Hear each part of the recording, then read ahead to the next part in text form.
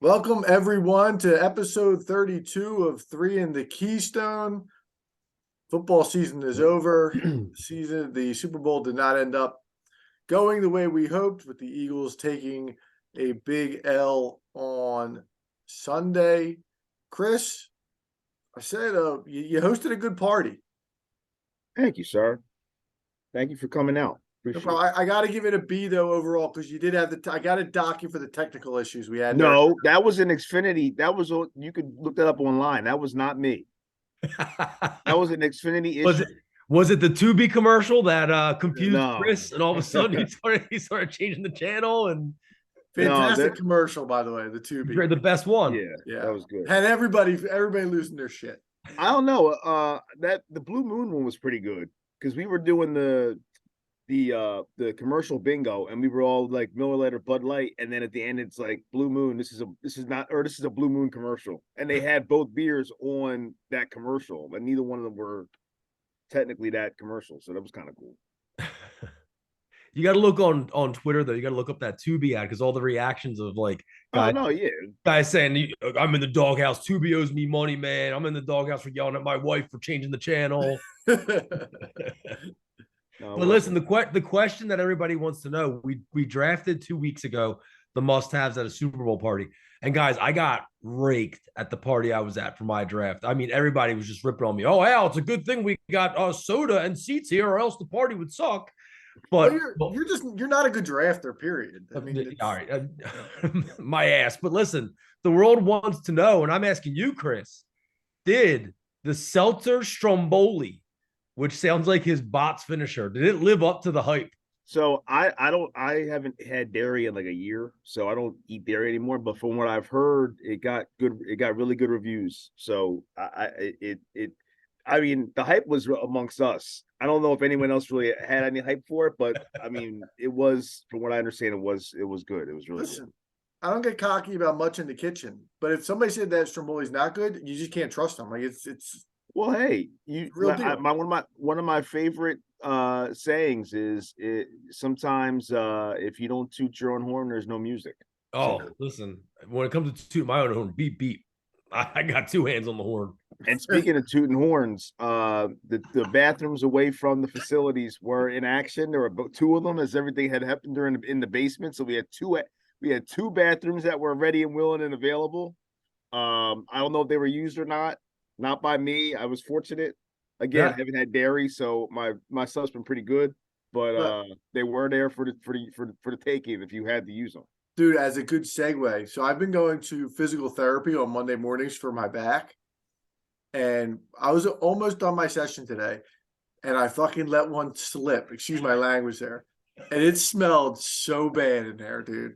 It smelled. Was it just you? Was it just you and the physician? Like there's other people in the room, but it's a big enough room that you knew where it came from.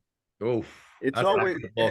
Have you had the awkward moment yet? Like, that's really awkward when you like let one slip and then it ends up biting you from smelling that bad, because then it's awkward for everybody else around you. But like, if you ever been there with like just you and like your wife, and you're watching TV or something and someone does it, and you're like, you don't want to say anything to embarrass her, but you're like, Jesus, that whoo. We're past that point. We've bragged about him at this point. Are you kidding me? Well, I mean, after a while, you gotta like let him know. But still, it's it's a feminine thing. I don't want to embarrass her like that. But she lets me know right off the bat. But no shame in my game. No. Well, you got it. I'm glad that we're still laughing after last night's game.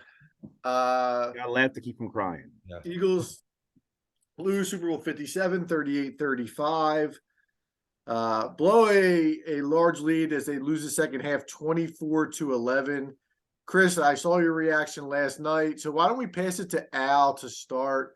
Just your thoughts overall on the game and what went wrong. Number one, I'm glad that we didn't record anything right in the moment last night, because even though we say, Adam, that we're not big, the biggest of Eagles fans, and Chris is kind of the Eagles guy, it all came surging back, like as far as just like the fandom, because I was so pissed after that game. I was so upset, man. Like I was The ride home, I was just like ranting in the van. Like Casey was like, dude, enough. Like the kids are asleep. Like, I don't care. I just had to get it off my chest. So I'm Wait, glad. let me ask you this. How much of more of a buzzkill was it when you walked out of the house and it was just pouring rain? Yeah, that was definitely a slap in the face as well. Yeah. Go ahead. But yeah, so look, there's a million things that I can complain about. But if we're talking about where the Eagles lost this game, the defense was simply outcoached and outplayed, especially obviously in that second half. You have an all-time defense as far as pressure on the quarterback is concerned and sack numbers is concerned. And all week long, and all the 2 weeks long leading up to this game, we talked about the battle in the trenches. There was no battle. There was no battle because the Eagles' side of the football did not come to fight. There was no pressure on the quarterback whatsoever. Jonathon Gannon's game plan and style got fully exposed. I made the mistake of saying that maybe, his style of not sending the extra men to pressure the quarterback, maybe that's the way to go. I was wrong, and he's wrong. Al, let me ask you a question. Feeding off that, do you think that there's anything to the fact that Gannon may or may not have been distracted by future interviews for head coaching positions? I sure hope not, because guess what? Those interviews might not be happening at this point. I don't know if he's going anywhere now after that performance. I mean, honestly, he made no adjustments for the second half of the football game. He made no adjustments in the game. We saw the same zone crap defense. We watched 2 walk-in touchdowns that any one of the 3 of us and any one of our listeners at home could have caught to put them ahead in that game. The Tony touchdown and who was the Sky Moore touchdown. Am I correct? Yeah. Wide open. Okay. Way too much zone defense. Just the same looks over and over again against the best football player in the world right now in Patrick Mahomes. That offensive line looked like it was the best offensive line in football, and our defensive line looked like complete crap. So listen, I know that there's a lot of things we're going to talk about tonight, but for me, that's where we lost the game. We did not play defense last night. I do want to, I agree. I do want to tip my cap to the Chiefs O-line. They did a phenomenal job last night. I was thinking they were a little bit overrated coming into it. I don't want to say that. I was just so confident in our defensive line group, and why not? They've been great all year. But that O-line was phenomenal for the Kansas City. I got to tip my cap to them. I read a stat I was actually shocked by, because watching the full game play by play, because we were obviously, as Eagles fans, were invested in every play of the game. Gannon called more blitzes in this game. I'm sorry, the second most blitzes this year in this game. And I don't know, maybe the way that their defensive formations are, it was a little bit confusing maybe to me. I didn't catch that, but I didn't feel like they pressured the ball at all. And if that is true, 2 things. Number one, it didn't work. That even more of a credit to that O-line, because even with blitzing, they didn't get through at all. Number 2, of all dudes to blitz that much against, you're going to blitz against Pat Mahomes. Like I was saying during the party last night when they scored, I think it was the Sky Moore touchdown, and they sent they sent a heavy blitz, and I'm like, at the 5-yard line, why are we sending that at the 5-yard line? To me, that was kind of stupid. Like, play coverage. So also Mahomes, I looked up a stat. Mahomes against the blitz, I knew he was always really good. But since 2018, his pressure rate, when he has 5 or more pass rushers against him, he has 23 touchdowns to 1 interception with 116.5 QB rating. And you want to go and send the second most blitzes that you've sent all year at that guy. Not a good game. Not only that, and then play a soft zone defense. Yeah. Where it was obvious what the Chiefs' game plan was offensively. Patrick Mahomes, he was getting rid of the ball. Yep. I mean, and they over the did middle all year. That's how they did that all year. Finding the soft spot in the coverage. I mean, I don't know if did Mahomes have a pass yesterday over 10 yards in the air? I feel like everything was in Yeah, the middle a of the couple. field. Like the touchdown to Kelsey early was probably like 20 yards. Yeah, but I that feel I like think that everything was was in the really middle it. of the field short, Yeah, and they there got was a yacked off of couple. it. I mean, 20. Would you say 10 yards? Yeah, Yeah, I mean, if you said 20 yards, it may not be that far, but there was a couple, at least early in the game, some of the passes to Kelsey were of did decent length. But did I don't think any of them were in the air for over 10 yards. That's my point. Yeah. That's what I'm saying. Did Valdez-Scantling catch a pass? No. So like the outside guys, I don't know if it was a credit to them that those guys weren't open and Slay and Bradbury did their jobs on them, so they had to use middle field, or if that was the game plan all along. I tend to think the latter. But But- Juju did all right. I mean, I know he's more slot. Yeah, he had that one drive. He had the Juju drive. What did he catch? Five balls that he drive? didn't- I think he yeah, had I 6 wasn't- catches for the game. Yeah. So the game plan was simple for Kansas City, it looked like. And to your point again, Al, the defense just did not adjust to it. It was keep it in the middle of the field. We're going to run and we're going to keep the passes in the middle of the field short. We're going to get yak off of them. And we just like there was a play where Mahomes broke through from the pressure and ran. And he was past the line of scrimmage and they're still backpedaling. Like they were still waiting for a pass to come and get, and I'm like, bro, he's past the line of scrimmage. Get him, go get him. And they just lost their field of the field. And I know a guy that great can do that, where you might be so locked in on trying to do anything and all things to stop him, but at the same time, you got to still play smart and know the damn rules. Like if he's past the line, go get him, attack him. Like he's not going to pass it. So that kind of stuff was frustrating, but I'm glad that it come off a weird way. The penalty was not the reason we lost that game. I know there's some people who were like it was this and that, and the penalty, was it a penalty? Probably should have been called. I don't care what anybody says. There's no reason to call that play with 1 minute and 48 seconds left in that game, whatever it was, on a 3rd and 8, with knowing what that means to either team. If it was blatant, if he tackled him, if he knocked him down, this and that, if he held his jersey to the point where you could see the grab, that's one thing. Then that's on Bradbury. That call was so ticky-tack, whether it was a legit by the book penalty or not, that should not have been called. Did that lose the game? No. But it cost us a chance to not only win the game, but also to at least see what Jalen Hurts could do in that moment, because brother was awesome last night. And I don't think if you know the NFL and football, there's no reason that kid should not be at worst in your top 5 in quarterbacks in the NFL at this point in the game. I'll argue to the death on that. There's no 5 quarterbacks better than Jalen Hurts in the NFL right now. 5 is Adam. I don't know if you looked like you wanted to jump in, but I wanted to talk about that penalty a little bit as well. So yeah, go ahead. You shoot.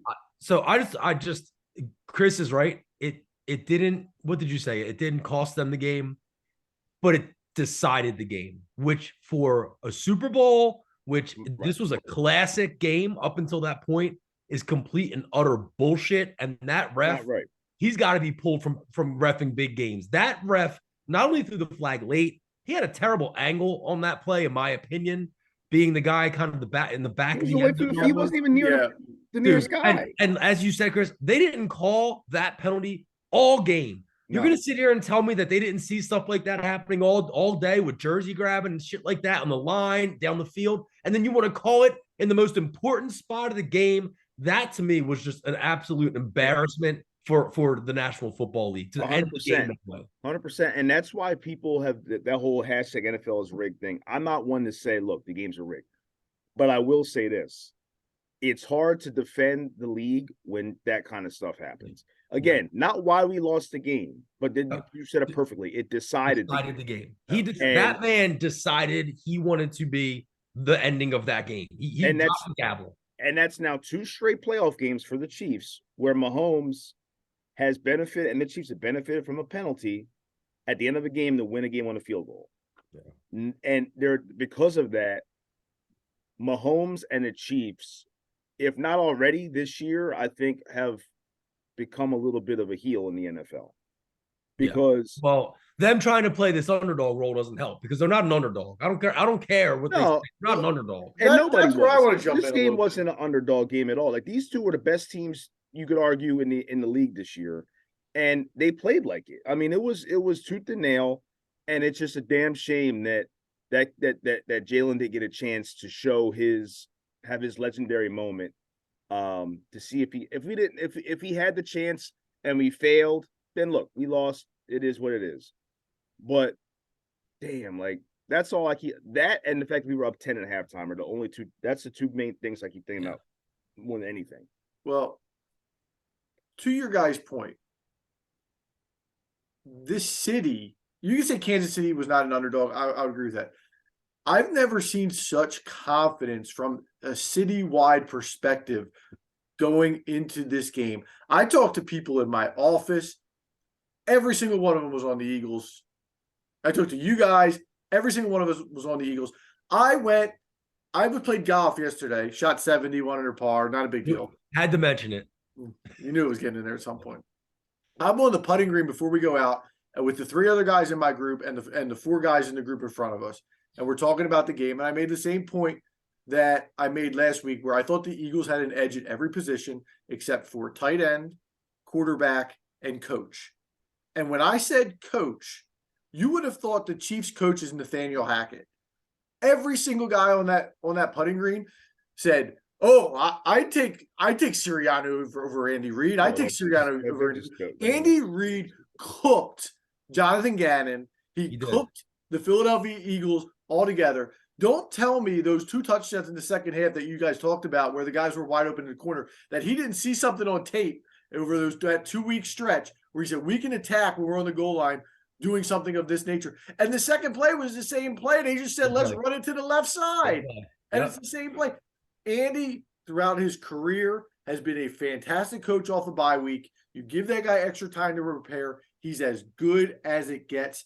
And I just don't think that this fan base, not nationwide, this local fan base, realized how good this Chiefs team is going in. And the Eagles are in the same league. Like we saw it last night. That's my point. No, they are. They're right about the same. They're same level. But you would have thought, in my opinion, the way that the city was reacting, that the Eagles were a touchdown favorite going into this game. Well, what do you want them to do? We were 14-3 in the season. We won 2 games, 69-14 score wise in the playoffs up till then. 16-1 with Jalen Hurts as our quarterback in the games. The last 17 starts. Why wouldn't they be confident? I mean, there's no reason to not. I just think that there was again. You talk about disrespect all year. I just think that you're going against the best player in the entire league. I thought there was a little bit of again. But there wasn't disrespect to the Chiefs. No, listen, for the Chiefs. For Philly fans, though, it was excitement. This was the same reaction. This was the same thing that happened after Game 3 of the World Series. Everybody was playing the parade. It was the same thing. I mean, it was. If you want to talk about disrespect, we disrespected the hell out of the Houston Astros after Game 3, and look what happened. I think that was more disrespectful than the Eagles. The Eagles didn't disrespect. I'm not saying disrespect. Disrespect is not the right term. There was just this supreme confidence, in my opinion. Confidence, yeah. And I just thought it was a little bit.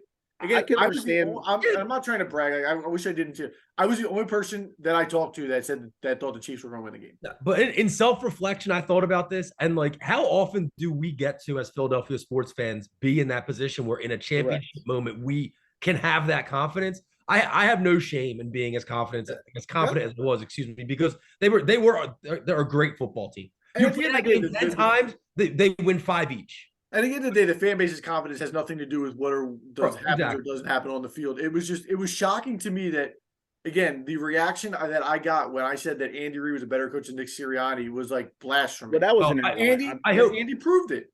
Well, I hope you sent those guys a link to the podcast because they got to start listening. Some of them listen. Yeah, listen, they need a little education. I don't think that was a consensus feel that Sirianni's a better coach than Andy Reid. That's foolish.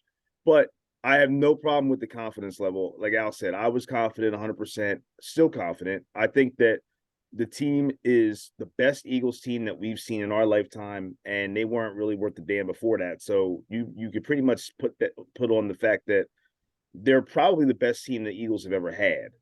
Unfortunately, they didn't get the ring because of the fact that, they came up short in this game and the defense didn't show up. But for 19 of 20 weeks, for the most part, they ran the table from start to finish as the number 1 seed in the conference. Team. They were dominant on the defensive line. They were really they were a really good defensive team, period. I mean, I think they only gave up, 20 points a game on average, something like that. It was not high. I mean, they were in the top 10 in defense, and they were second or third in offense.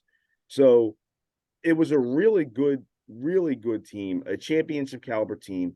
I don't pull back anything at all about the comment I made a few weeks ago saying that there's 3 rings in 10 years with this core. I still believe that. I still believe in Jalen Hurts. I still believe in the fact that we have a top 3 receiver duo in football at this point. Earlier in the year, we were debating on where they fell. I think at this point, I would have them in the top 3 right now. You still have an up and coming, arguably top 4 tight end in the league. Offensive side of the ball is straight. Defense, we're going to find out what they're going to do in the offseason, and I'm sure we'll address that in later shows as the offseason progresses. But that's where the questions lie. Gannon, I'll be saying a prayer for you tonight to get this Cardinals job so that you can bounce and we can get somebody in here that more fits this. Not only the personnel, but I think this city also. The city never vibed with Jonathon Gannon. They gave him credit when he had a good game plan here and there when it happened, and the defense was great in the playoffs. I will give him that. But against prime top tier quarterbacks, he's always struggled. Yeah, and it's no different last night. And so that's a big question. If he comes back, if he's going to be able to learn from his mistakes, adjust from that. Steichen obviously is gone. Right. So we get an offense coordinator, and I think you'll survive that. But again, the key is they have to make the right hire. The wrong hire can damage the entire offense as well. You need a QB whispering offensive coordinator. They're talking about just promoting, was it Brian Johnson? Yeah, but Steichen might take him as a coordinator in Indianapolis. Wow. I mean, that could very well happen. They were saying, I mean, I don't know the guy at all, obviously, but last offseason, they were saying that Brian Johnson is a future head coach in the NFL. I had heard that from different people that when they hired him originally, they were like, this guy takes over a room. He's charismatic. Players love him. He's a future NFL head coach. So he's definitely going to be a future NFL coordinator. So either the time is now with us, and I believe he has ties to Jalen beyond the Eagles, if I'm not mistaken. I had to look that up, but let's transition a little bit. Yeah. Where would you rank this? Actually, before I even say that, I want to ask you guys a short trivia question. Since the 82-83 Sixers won the NBA title, what do you think Philadelphia's sports record in the major 4 sports is in championships? I don't even care. I don't want to know. Since 82. Yeah, I mean, answer the question. Since 82-83. You're not okay. So 2-8. Close. 3, 0-4, 0-5, 1-5, 2-5, 3, 2-6, 2-10. So, but here's the thing, though. That's also as hard as that is to deal with. That's what makes this fan base what it is. No doubt. We're a resilient fan base. We fall down on the mat and we get back up. And every year, that parking lot's going to be full, just like it was the year before, regardless of how we finished. And this ending, as heartbreaking as it was, is only going to fuel people and the players for next year. There's not going to be any woe is me. We're not like other fan bases who want to just bitch and cry about why we didn't win the games. And if we had this guy, if we had that guy, if it's and buts for honeys and nuts, we don't do that. We lost the game. We had chances to win the game. We move forward. And that's it. Here's the deeper question. What's the most disappointing Philadelphia loss that you've experienced as a fan? That's an easy one for me. Go ahead, Al. The 0-1 Sixers. 0-1 Sixers? Yeah, but you knew that was coming. That was we were an uphill climb. I still love that team so much. And after game 1, everything changed. So but I'm talking about like one individual game. Would you say game 2 then? Oh, okay. My bad. I don't know. I got to think about that. I don't know. I don't know one on top of my head. 19, the Kawhi shot, I still see in my head every day. I still see that shot because I really, in my heart, believe that team would have won the championship if it wasn't for that shot. That's up there for me. I think for me, it's probably 2011 Game 5 NLDS. That's up there too. Yeah, the 1-0 game that Halliday threw, when it was just like, yeah, that was kind of the end, and you knew it.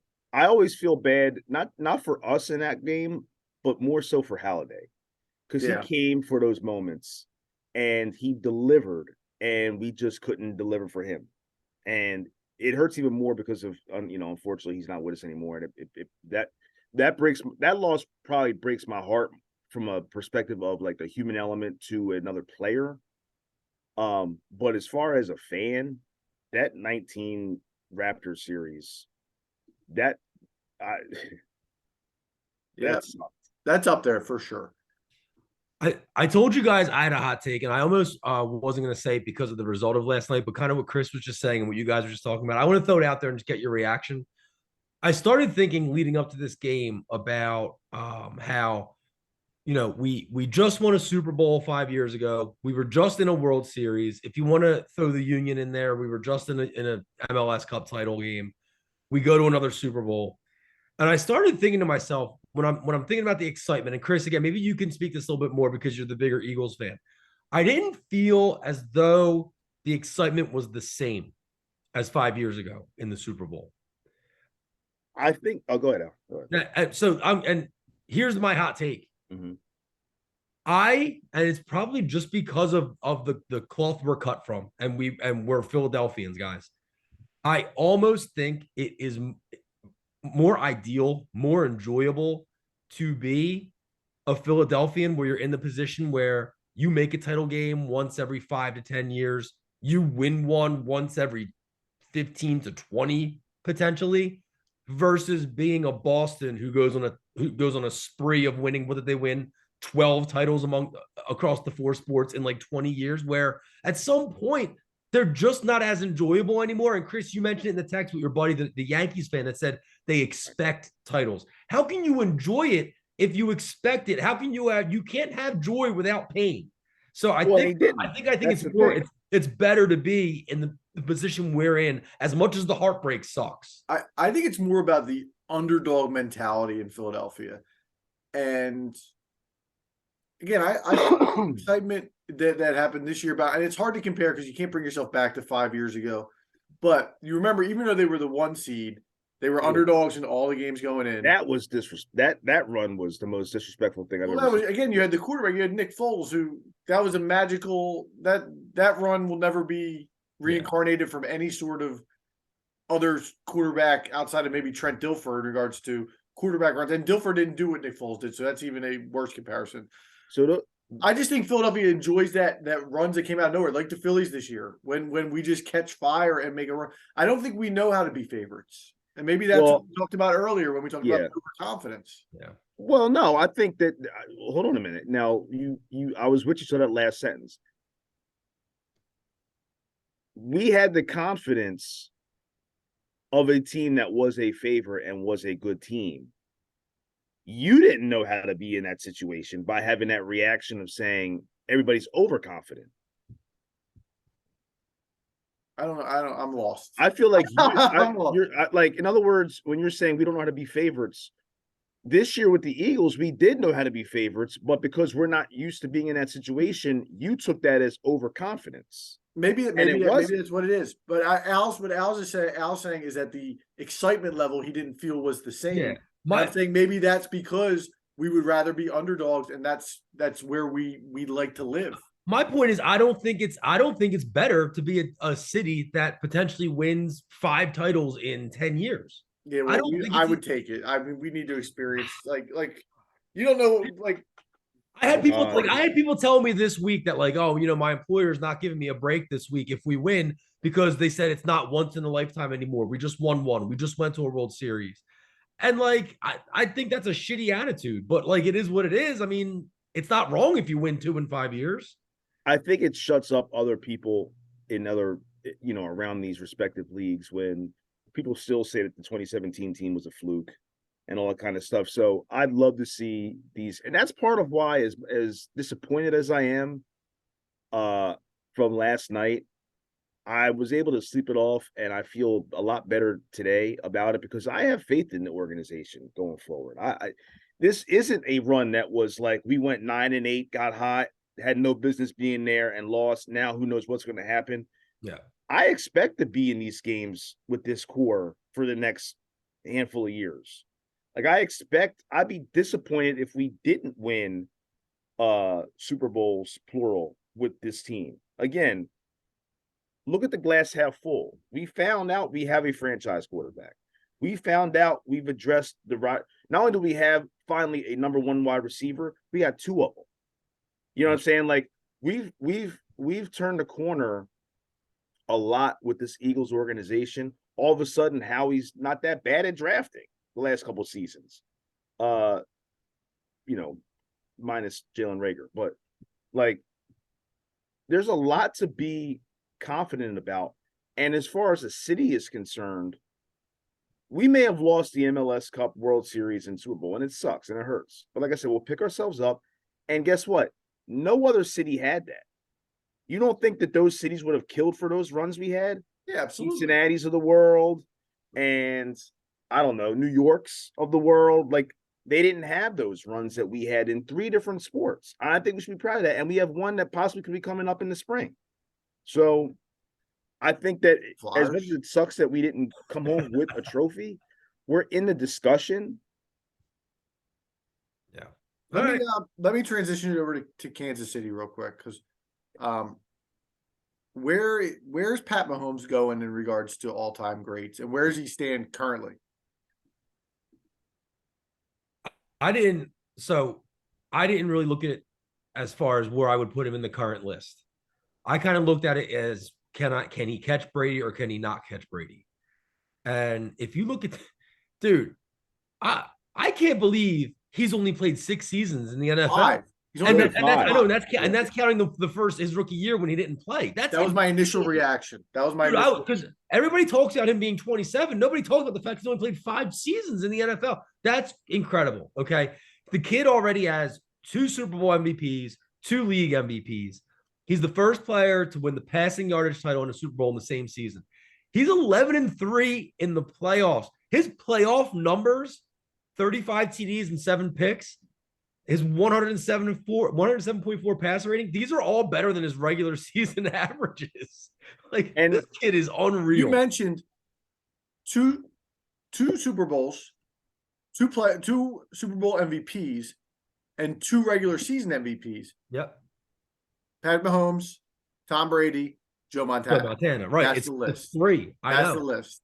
I know. So it's longevity, Chris. Longevity means a lot to me. So right now, I can't even give him, oh God, like a top 7 or 8 spot. I mean, you got to do it. Look, I think I got Jay-Z as the GOAT, and it's because of longevity. I can't give it to Biggie. I can't give it to Pac. I can't give it to an Eminem who fell off for a number of years. You need to finish your career. Your career is not just 5 years long, right? If you're going to be considered an all-time top 3 Mount Rushmore football player in this league. So he still has a long ways to go, but he can absolutely catch Brady. So what if I said right now? What if I said Pat Mahomes' career right now versus Drew Brees? Pat Mahomes right now, if he stopped playing football and never picked up a ball again, is a Hall of Fame quarterback.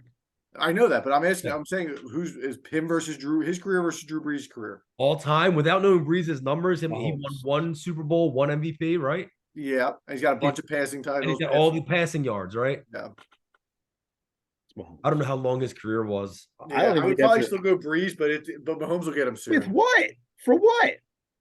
I mean, Brees has thrown for what, 50,000 yards? Well, Mahomes hasn't had a chance to get to that point yet. Well, that's what I'm saying. I'm saying if Mahomes retired right now, and you're comparing his resume, but it's more of a fair statement to say if you compared him to Brees' first 6 years and said, then it's no question. But I'm arguing. That's what I'm saying. Like right now, where is he at in the all-time great quarterbacks?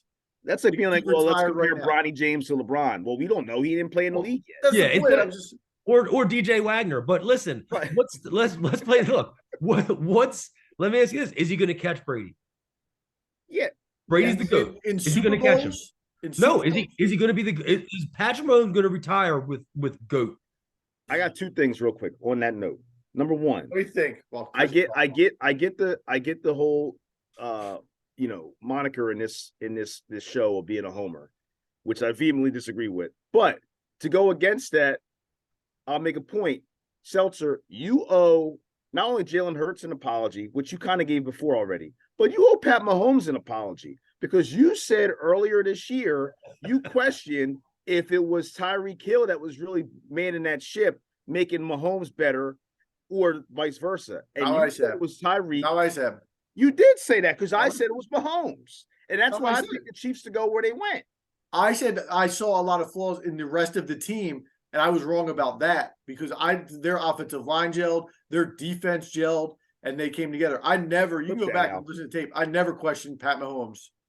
But we gotta Never find that questioned clip. Pat Mahomes. You I didn't. No, you questioned didn't that say he entire was trash, roster. but you said that you said when it comes to who makes who better, Pat Mahomes or Tyreek Hill, I tend to think that it's Tyreek Hill making Pat Mahomes a better quarterback. You definitely Go back to the podcast and find that quote. You ain't gonna find it. I will find it. No, you won't. Okay. We'll see you next week. We got that's number one. Number two, I played bocce with the OGs in the springtime. And I said before the season started, Mahomes is the best quarterback in football. And you would have thought that I said that, I don't know, like Michael Jordan was a sixth man or something like that. Like they went nuts because they were like, it's Brady. It's not even close. And I'm like, no one's saying that Brady's not where he's at right now. But I'm saying when it's all said and done, Mahomes is going to be the best quarterback in the history of football. And I still believe that. And he's on pace for it already. He's got, let me see the stat I pulled up real quick.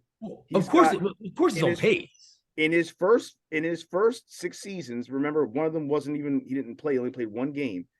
He is second most passing yards in his first 6 seasons by a quarterback in NFL history behind Peyton Manning. And he's ahead of guys like Dan Marino and Drew Brees and everybody else that we're talking about. He also ranks second in passing touchdowns after his first 6 seasons, behind only Dan Marino, and ahead of Peyton Manning and Tom Brady. So he's ahead of Brady already in a lot of statistical categories, and he's on his way to becoming what I think he can, which is the best quarterback that's ever played in the National Football League. But I don't think it's fair to compare his first 6 years with Brady's first 6 years necessarily. Brady didn't play in the same type of offense. The rules weren't the same. If you want to compare it, you got to compare it to like Brady's run with Moss in New England. See, now with that said, if you want to talk about GOAT status, he could potentially catch Brady if you're a lover of stats because he plays in the passing offense. He throws the ball over the field. He already has a 5,000-yard season under his belt.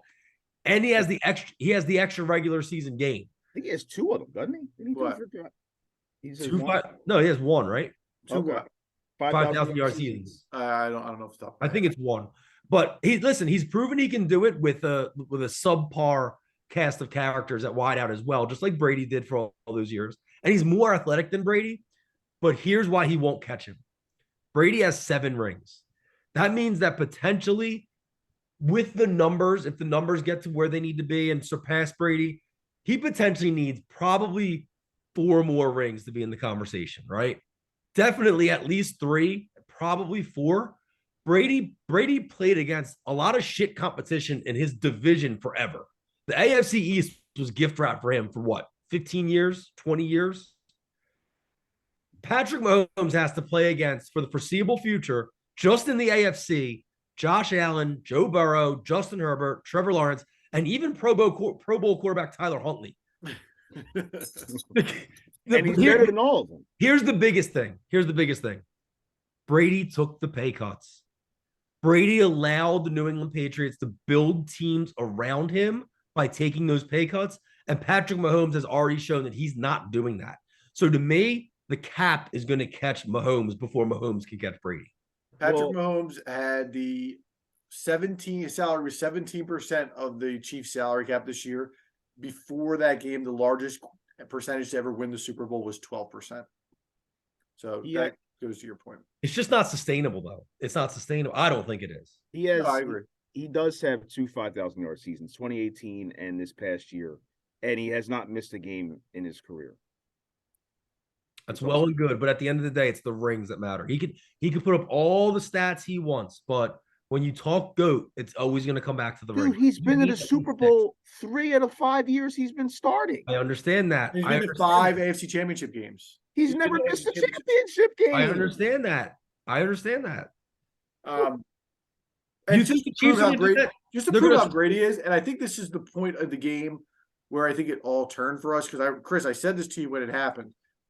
The Eagles were up 24-21 and driving down the field, They had and they had to settle for a field goal. right. That was the game. Towards the end of the third quarter to go up 27-21. And I turned to Chris and I said, the Eagles have dominated this football game and they're about to be losing by a point. Because you just knew they couldn't stop. Right. They couldn't get a stop. Yeah, They only stopped the Chiefs twice the entire game. And I don't count the missed field goal as a stop because it should have been 3 points. They stopped them twice and they didn't stop them once the entire second half. right. And on the side note, I hope we don't see Quez Watkins in the Eagles uniform. Oh, I've had enough. you knew it I've was had coming too. enough. You knew it was coming. It's terrible. But yeah, I mean, unfortunately, Mahomes' greatness could be the roadblock for the Eagles getting those rings too. I mean, this might not be the first time that we run into this guy and have this result. Unfortunately, this guy doesn't even have weapon. He's got one dude. Yeah, I mean, Well, let's not say he doesn't have weapons because he doesn't Yeah. have probably the best tight end in the history. Yeah, it's That's similar. maybe It's the similar, difference. That's Top it's similar to 3%. Brady, though. It's similar to Brady, where Brady Yep. had Gronk all that time, and now he has Kelsey all this time, but they have no wideouts. But Kelsey's at the end. I don't want to say the end of the rope, but like Kelsey's, we got 2 or 3 years left. He's That's still, it. a top, He's at the still a end. top 3 guy, though, with those 2 Yeah. or 3 years No, left. I know. But I'm saying down the road, there's no. When Gronk was coming up, Gronk was young, and you knew that he was going to grow with Brady. Well, you thought Hernandez was going to grow with Brady, too. Yeah. Well, he probably would have if he. I don't speak of the dead, but I want to transition to Jalen Hurts for a second because Yeah, we didn't give him enough due. You're right. we talked about him earlier in the season on the show, and we spent time thinking about what his contract was going to be at that time. I think he has gotten to the point now where, depending on the years, I don't believe in total a $400 million contract's out the question for him. What do you think? Not guaranteed money necessarily, but as far as the overall value of the deal, I don't know if $400 million is out of the question. And I can't say that he wouldn't deserve it. I'm trying to look up other NFL quarterback contracts. So, Patrick ahead. Mahomes, $450 million. Yeah, he's number one. So that's but when you look at what's after that, it's a big drop. Josh Allen 258, Russ it.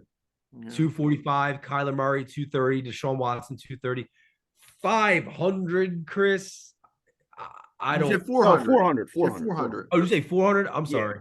I think it's too high. I do too.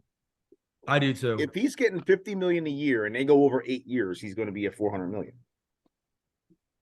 I don't think they go over 8 years. You said 8 years? Yeah. I If don't, they think go I don't think they go over 8 years. I mean, if it was me, he's 24. I want to reevaluate any quarterback. It's not an attack on him. I want to reevaluate any quarterback at 30. So I wouldn't go past 6, but I'd be willing to give him $50 million a year for 6 years. Yeah. I'm looking at the contracts right now. I think the majority of the conversation will be based right around the Josh Allen's numbers. I would have to think. Josh Allen, 6 years, $258 million, and there's probably a little inflation, so maybe he ends up at 275. So, but that brings me to my next point. What has Josh Allen done that makes him definitively better than Jalen Hurts? Like, before you even say anything, Mahomes and Burrow for me are number 1 and 2, personally. Burrow's at least been to a Super Bowl, had the same outcome that Hurts had, but he's been there. Where is this like grace that Josh Allen gets from everybody where he's just this guy? Because all the time I see him, aside from that 2021 game against Mahomes, every time I see him in these spots, something happens where he comes up short. And I'm trying to figure out why he still gets this love of being a top 3 quarterback in the NFL. I mean, he's thrown for 37, 36, 35 touchdowns his last 3 seasons. He rushes for almost 10 apiece as well each of the last 3. But Chris, if I'm being honest, I think it's because he's the quarterback of the Buffalo Bills. And like this resurgence, it's like kind of like the fans of the NFL and the league have a little bit of like a love affair for the Buffalo Bills and the Bills Mafia and this and that. And they kind of want to see them, take the reins on the AFC East after watching New England dominate that division for so long. I think it's just like a right place, right time kind of thing. Not so much a Josh Allen is actually this, top 3 quarterback skill wise in the NFL. Does that make sense? I mean, it does make sense, but that's not how it's portrayed. Like in the media, the portray it's like that's the triumvirate of the best quarterbacks. It's those 3, and I'm like, like today, for instance, I watched. I was watching First Take for a little bit, and they had actually said, Stephen A. specifically said, I don't know if I can continue to do that anymore because of what we saw last night with Hurts' performance in the biggest stage. Because, for one, we haven't seen Josh Allen play in that biggest stage. He's always come up short one way or the other to get there. He's never thrown for, let me see, his highest was 45-44 in yardage in 2020. So he's clearly not better than Burrow or Mahomes. Would you agree with that? Yeah, right now he's not on stage. He took it.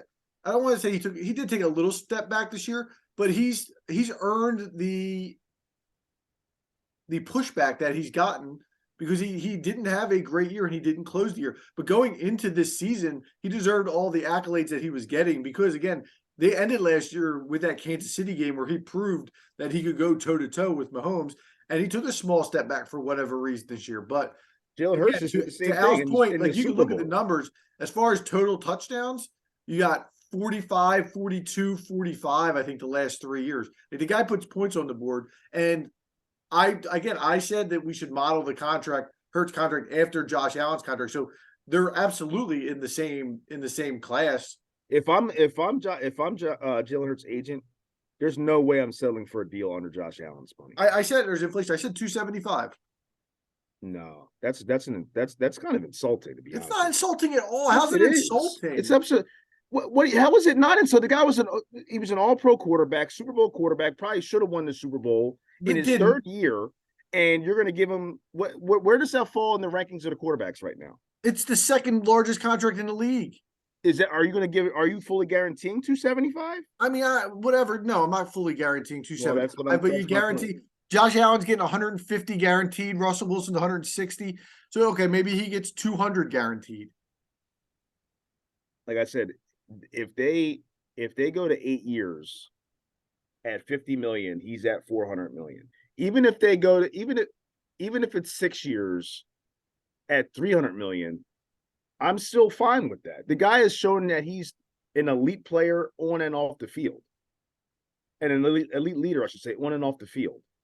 And he backs it up with his performance on the field. I think he's a model person to develop your franchise and mold your franchise around. That's a hard thing to find in this National Football League. And we found it as a diamond in the rough with the second round pick. And there were idiots, and I say that with a capital idiot, that in this town thought that Carson Wentz would be better than that dude. And he's proving that he is a at worst, top 5 quarterback, let alone the division, let alone the conference, top 5 quarterback in the NFL.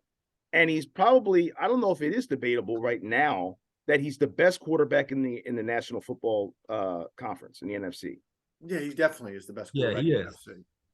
I think the debate is probably, you're right, it's probably between him and Josh Allen right now for like that number 3 spot. Now, with that being said, if we both agree that Burrow, or all 3 of us, I should say, agree that Burrow is still ahead of Hurts, just based on, his talent overall, and they both reached the same pinnacle so far, and they're both up for the deals this year. I don't think Burrow is. No, it's his same draft class? Year. It's his 4th year, isn't it? Is this the same draft class or no? First round picks get an extra year. That's where the Eagles right. But don't they? Burrow's a free agent in 2025. Okay, so it might be next year then. Yeah. But either way, I think they have the eligibility to negotiate with him this summer. I'm sure they do, but I don't think they will until the end of next year is generally how they do it. I think usually before 1 year left. Well, my point being is like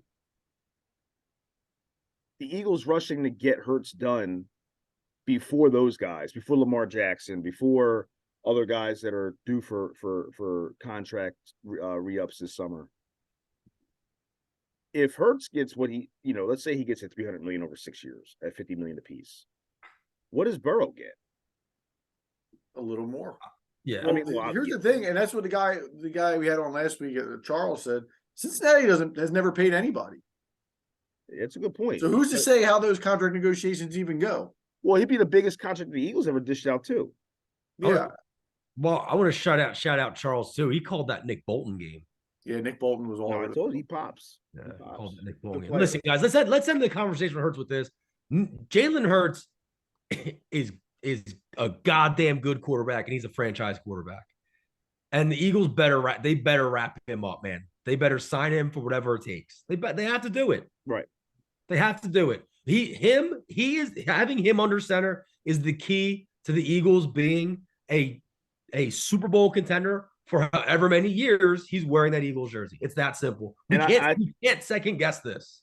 And I think I agree. And I think it's cool too, on the side note, that he has all women around his staff, and his head agent is a Black woman. She's on the verge of becoming the richest African American agent in the National Football League, pending his contract. Not only is a Black person, but it's a Black woman. That's awesome. Yeah, we talked about this before, isn't it? What's she from? She's from the same team as is it LeBron's team? I think. I don't know if it. No, I don't think it's Clutch. I think it's something else. But I can't. I'm not 100% sure. Yeah, I can't remember, but yeah, man, good for her, man. Yeah, absolutely. Get the So bag. again, it's a disappointing end to a fantastic season, and the Eagles are. It's going to be an interesting offseason because they have a lot of free agents, but it looks like they are built to last, especially in what should be a not great NFC in the coming future. And we're going to have a lot more discussion again as the offseason goes on with the free agents and the draft coming up with the top 10. Would they pick 10? 10th and 30th. One quick thing also too, something before you wrap up, just a tidbit of news. Derek Carr got officially outright released just now by the Raiders. Yeah, well, he demanded that, right? He said he wouldn't accept a trade anywhere. Good for him. Meeting with the Saints. Yeah.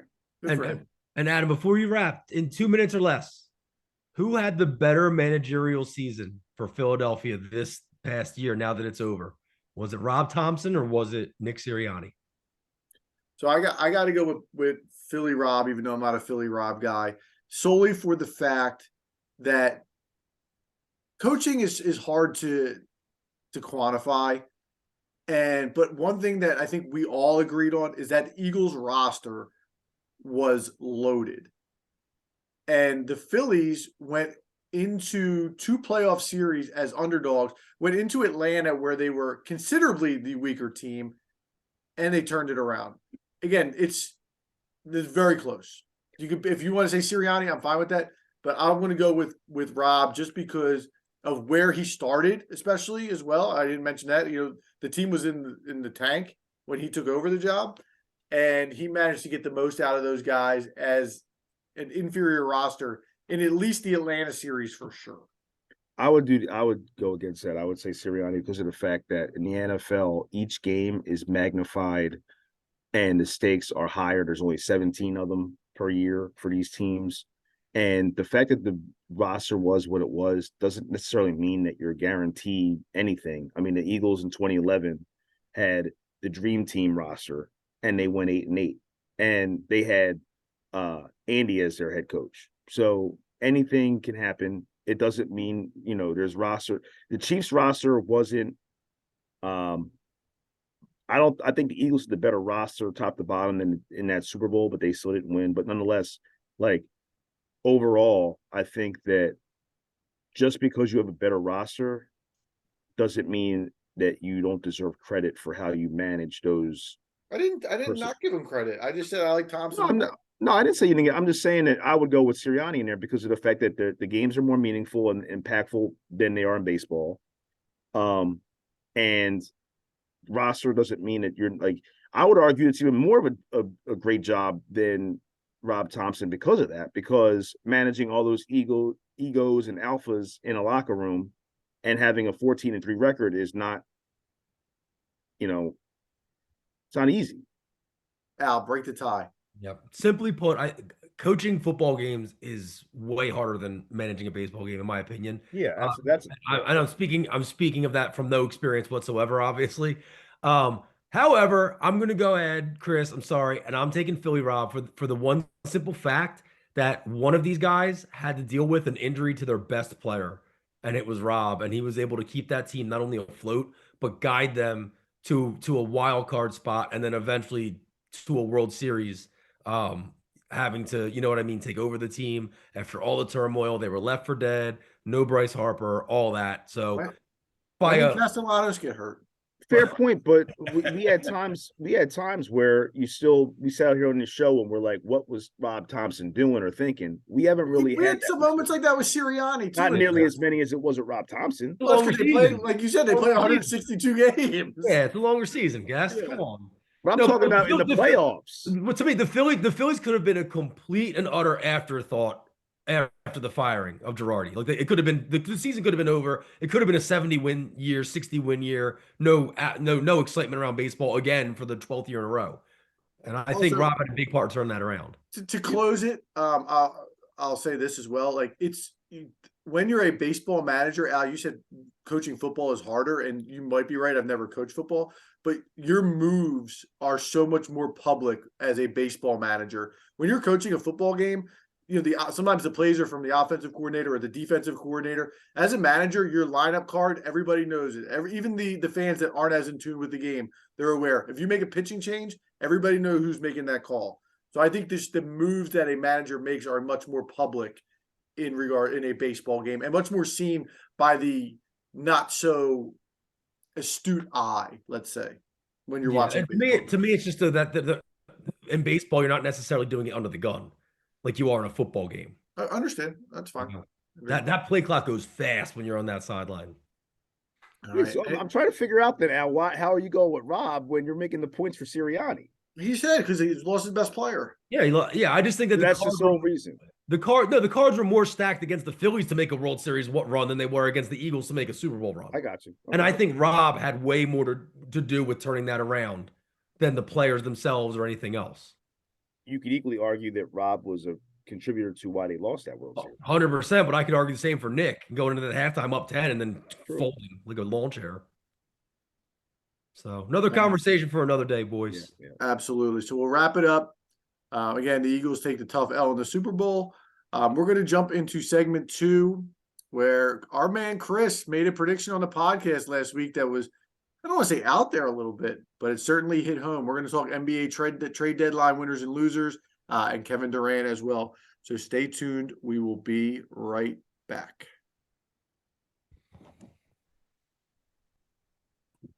Welcome back to segment 2. We are going to talk NBA, and my man Chris, last week on the podcast, when we were talking Kyrie Irving, there was no Nets chatter at all. All we were hearing was that the Nets ownership and Kevin Durant were working to put a plan in place, and Chris came out and said he'd be shocked if Kevin Durant was a Brooklyn Net come Thursday. I think it was the trade deadline. And I believe that night, Kevin Durant traded to the Phoenix Suns for Mikal Bridges, Cam Johnson, 4 first-round picks and 2 second-round picks is what ended up being negative. And don't forget the rights to Juan Pablo Ouellet also went to Brooklyn. Jean-Pierre Lafitte? Who? The future rights to Juan Pablo Ouellet podcast. So I guess the first question that I'm going to ask, this is the biggest NBA player to be traded since Shaq? Like who's since James Harden, wasn't it? No, it's bigger. Yeah, I would say. Harden. I mean, he's got pretty substantial accolades. Yeah, Harden's a good name. You might be right. Like Harden's probably in that class, but like I was like 68 points a game that in like 3 years ago. Yeah, okay, you're probably right. Harden's probably the right answer to that. But like players of this level really don't get traded very often. You're talking again top 3-4 guys in the entire league in Kevin Durant. Are we in on Phoenix as the team to beat in the West? Yeah, I am. So I just want to say real quick, yeah, to answer your question, yes. I'm sick of this guy. I'm sick of this guy. All jokes aside, this guy is the biggest punk and ring chaser I've ever seen in the NBA. For someone that's that good and a transcendent generational talent. This is now the third team that he's joining a super team. Are we calling What Phoenix part a of the super game team? is this, Is Phoenix a dude? Huh? super team? Is Phoenix a super Absolutely. Yeah, they're a super team, dude. Are you Chris kidding? Paul, Devin KD, Booker, Paul, and then you Ayton. got Ayton on top of that for the front court. Yeah, Chris 100%. Paul is not the player he was even 2 years ago. Here's my concern. Is Phoenix the team to beat? Yes. No, I still think it's Boston. Are you talking about the West? The West. Okay, then yeah. My two concerns are this. First of all, I mentioned last week, trades that come in season generally do not show off to be championships. Again, we're just talking Western Conference, so maybe it's a little different. But there's not a lot of time to gel. Add that the fact that Durant still isn't on the floor right now. He's still injured. We don't know when he's coming back. But more so, my concern is we all know the playoffs are a different beast. And do Chris Paul and Kevin Durant, are they going to be able to stay healthy for 5-6 straight weeks of intense playoff basketball? We have to see that. I think based on the fact that the West is weak right now, they've got to still be a perennial favorite based on, if nothing else, just their freaking names. Like, this guy literally sat there, and in that meeting when we were told he was talking with Josiah and management about the direction of the franchise, and I said last week it was really just an ass-kissing meeting to just be like, please stay here. We want to do this, that, and the third. And he's like, nah, I'm good. I think I want to go to Phoenix. We know now that's what he was doing. He was trying to get his way to go to Phoenix. He wanted to do it last summer. He still wanted to do it, and he finally got it. And it's no coincidence he wants to go to the defending conference champions, and a team that has had injury issues and some of that this year, which has made them a little bit, in the middle of the pack. But now with him joining them, when they get all set and squared up, ready to go, they're going to be a favorite once again. And that's the reason, single-handedly, why people flake out with the NBA. They're sick of the players running the league. They're sick of these guys with the load management. And they're sick of these superstars wanting to play with superstars instead of beating other superstars. It's a punk-ass mentality, and this generation sucks. Basically, Yeah, point blank. We talked about this before. They're all friends, but Chris, I want to ask you. I actually want to say I disagree. Like, I can't blame KD for chasing rings. Look at the way we talk about Dame Lillard. Look at the way we talk about Charles Barkley and these guys that have never won rings. It's because it becomes what they're known for, which is not fair. Dan Marino, same thing. If you want to cross sports, I can't blame a guy for chasing rings, because at the end of the day, when KD retires and you're talking about KD to your kids and your grandkids, people that have never seen him play, they're going to say, well, how many rings did he win? Pop. Well, he won 5 rings. All right, well, he's that's one of the all-time greats then. You want to win 5 rings, that's fine, but you better not get all pissy on Twitter when no one mentions you in top 5 all time, because that's a group of men and leaders, and you ain't a leader when you're sitting there as good as you are and chasing rings with other dudes that are superstar players. You're supposed to be the guy that says, come to my team. And as far as I'm concerned, guys like Lillard, guys like Beal, we sit here at times and we're like, what are they thinking about, this and that? But I will give them credit. They have that mentality. I want to stay in this market. I'm loyal to this market. I'd love to get people to come to this market. They don't want to because of where we are, but it doesn't affect what I'm going to do. And I'm going to do the best I can to make this still a team on my back. And Durant doesn't have that in his DNA. He clearly doesn't have it in his DNA. So at the end of the day, like, you'd rather be noble than win a ring? Well, I'm saying you can chase your rings, but you're not going to be in the context with Jordan. You're not going to be in the context with LeBron. You're not going to be in the context with any of those great guys, because they did it one way. You're doing it one way. Even Steph was drafted by the Warriors, stayed with the Warriors. That group's a homegrown group, except for him. I was just about to say that, though. Steph's doing it the right way, and he's still in that conversation, though. But who? With the all-timers. Who doesn't put Steph in the all-time conversation? You don't even have him in the top 5 right now. Right now, because he's 34 whatever he is years old. All-time greats, he's definitely a top 4 at worst point guard in the history of the league. People won't put him in the top 5 all time, top 10 all time. Of what? Like players period or point? Yeah, players period. when it's all said and done, he's got a shot to be in the top 10. He's definitely top 10. I think he's there. He's there right now. Yeah, he's definitely 10. top 10. He's I changed think the he's way the top game's 5.